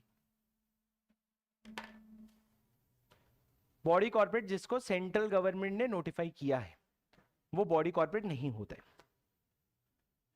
Sir मेरे को एक बात बताओ, कौन दो लोग एक्सक्लूड हो रहे हैं? पहला कोऑपरेटिव सोसाइटी। कोऑपरेटिव सोसाइटी क्या होता है सर? आपने सुना होगा, जैसे एक अगर एक अपार्टमेंट बना, उसमें एक सोसाइटी बनी जिसमें 25 अलग अलग घर है। अब सर सोसाइटी का बहुत सारा खर्चा होता है, कॉमन खर्चा होता है, मेंटेनेंस का खर्चा होता है, कार पार्किंग का खर्चा होता है। तो ये सारा खर्चा के लिए आप मेंटेनेंस कलेक्ट करते हो, हर सोसाइटी से मेंटेनेंस लेते हो। वो मेंटेनेंस लेके कहां डालते हो आप? तो उसके लिए आप अलग से एक एंटिटी बनाते हो जिसको हम कहते हैं कोऑपरेटिव हाउसिंग सोसाइटी या कोऑपरेटिव सोसाइटीज। ये जो कोऑपरेटिव सोसाइटीज होते हैं ये भी एक लीगल एंटिटी होते हैं, पर क्या इनको बॉडी कॉर्पोरेट बोलते हैं आप? अगर लॉ में ये लाइन नहीं लिखी होती ना कि कोऑपरेटिव सोसाइटी को एक्सक्लूड करो तो आप बोल देते। तो इसलिए लॉ ने क्लियरली क्या बोला? कोऑपरेटिव सोसाइटीज को बॉडी कॉर्पोरेट नहीं बोलेंगे। क्यों ऐसा बोला सर? क्योंकि अगर ये लोग ये लाइन नहीं लिखते तो कोऑपरेटिव सोसाइटी बॉडी कॉर्पोरेट बन जाता, और बॉडी कॉर्पोरेट बनता तो कंपनीज एक्ट में बहुत सारे ऐसे प्रोविजन हैं जो बॉडी कॉर्पोरेट को अप्लाई होते हैं, तो वो अननेसेसरली कोऑपरेटिव हाउसिंग सोसाइटी को भी अप्लाई हो जाता। अब तुम बताओ तुमने कोऑपरेटिव हाउसिंग सोसाइटी बनाई क्यों थी? ताकि वो मेंटेनेंस का पैसा रख करके खर्च कर सके। तुमको कंपनी लॉ का कंप्लायंस करना था क्या? नहीं ना। तो इसीलिए आप क्या कर रहे हो, कोऑपरेटिव सोसाइटी को आपने यहां से हटा दिया। दूसरा आपने बोला सेंट्रल गवर्नमेंट की मर्जी, वो जिसको चाहे बॉडी कॉर्पोरेट के डेफिनेशन से हटा सकती है। तुमने एक लाइन लिख दिया कि सेंट्रल गवर्नमेंट अगर नोटिफाई करके किसी को हटा रहा है तो वो हटा सकते हैं। समझे? तो सर बॉडी कॉर्पोरेट में कौन आता है? Body corporate includes company incorporated outside India. Sir एक वर्ड यहां पे ध्यान दोगे, ये क्या वर्ड है? इंक्लूड्स। इंक्लूड्स क्यों लिखा है सर? अगर मैं बोलूं माई क्लास इंक्लूड्स गौरी, इसका मतलब मेरे क्लास में सिर्फ गौरी है क्या? नहीं, मतलब amongst other students my class includes Gauri. Similarly body corporate includes, क्या लिखा है? body corporate includes companies incorporated outside India, मतलब बाहर वाले भी आ जाते हैं। मतलब जो इंडिया के कंपनीज हैं वो खुद भी तो बॉडी कॉर्पोरेट है, और वहां पे ये लाइन आता है every company is a body corporate but all body corporates are not companies. क्या बोला मैंने? Every company is a body corporate but all body corporates are not companies. 3 question पूछूंगा, जवाब दे देना, क्लास खत्म। सबसे पहला, क्या रिलायंस एक कंपनी है? क्या रिलायंस एक बॉडी कॉर्पोरेट है? क्या रिलायंस एक बॉडी कॉर्पोरेट है? गुड, पहला क्वेश्चन था। दूसरा, टेस्ला आईएनसी जो यूएस में इनकॉर्पोरेट हुई है, क्या वो एक कंपनी है? पर टेस्ला आईएनसी जो यूएस में इनकॉर्पोरेट हुई है, क्या वो एक कंपनी है? कंपनी नहीं है, ठीक है, ध्यान से सुनो तुम। पर क्या टेस्ला आईएनसी जो यूएस में इनकॉर्पोरेट हुई है, क्या वो एक बॉडी कॉर्पोरेट है? ओके। तीसरा, सर एक कंपनी है एबीसी लिमिटेड, सुन लेना, एबीसी लिमिटेड वो इनकॉर्पोरेट इंडिया में हुई है, लेकिन उसका पूरा 100% शेयर होल्डर कौन है पता है? टेस्ला। मतलब वो टेस्ला की सब्सिडरी है। क्या मैं सब्सिडरी वर्ड यूज कर लूं? पक्का प्रॉमिस यूज कर लूं, समझा दूंगा आगे। पर एक कंपनी है जो बनी इंडिया में है पर टेस्ला की 100% सब्सिडरी है। ये जो कंपनी बनी है, क्या ये कंपनीज एक्ट के कंपनी के डेफिनेशन में आएगा? क्या ये कंपनीज एक्ट के डेफिनेशन में आएगा? कंपनी के? क्या ये बॉडी कॉर्पोरेट के डेफिनेशन में आएगा? मैं आपको फिर से पूछ लेता हूं तीसरा वाला सवाल। एक कंपनी है एबीसी लिमिटेड, कहां पे इनकॉर्पोरेट हुआ है? इंडिया में। किसकी सब्सिडरी है? 100% सब्सिडरी है किसकी? टेस्ला की। टेस्ला किधर की कंपनी है? यूएस की। मैं आपको पूछ रहा हूं ये जो एबीसी लिमिटेड है, क्या ये कंपनी है? सर कंपनी मतलब हर वो कंपनी होती है जो इंडिया के कंपनीज लॉ में इनकॉर्पोरेट हुआ है। क्या ये इंडिया के कंपनी लॉ में इनकॉर्पोरेट हुआ है? हाँ। तो कोई भी शेयर होल्डर हो, हमको घंटा फर्क नहीं पड़ता। हमको किससे फर्क पड़ता है? तुम इनकॉर्पोरेट किधर हुए हो। तो ये कंपनी किधर इनकॉर्पोरेट हुई है? इंडिया में। अब ये जो टेस्ला लिमिटेड है, टेस्ला आईएनसी, क्या ये कंपनी है? नहीं। टेस्ला क्या है? बॉडी कॉर्पोरेट है। पर एबीसी लिमिटेड क्या है? कंपनी भी है और बॉडी कॉर्पोरेट भी है। समझे? पक्का? कोई शक, कोई डाउट? मिलेंगे अगले क्लास में, पक्का? चलो guys, thank you. I hope you had a great session. जाओ खाना वाना खा लो, मिलते हैं कल की क्लास में सुबह 11:15 बजे। टेक केयर, बाय बोलो, bye. Good day guys, bye bye.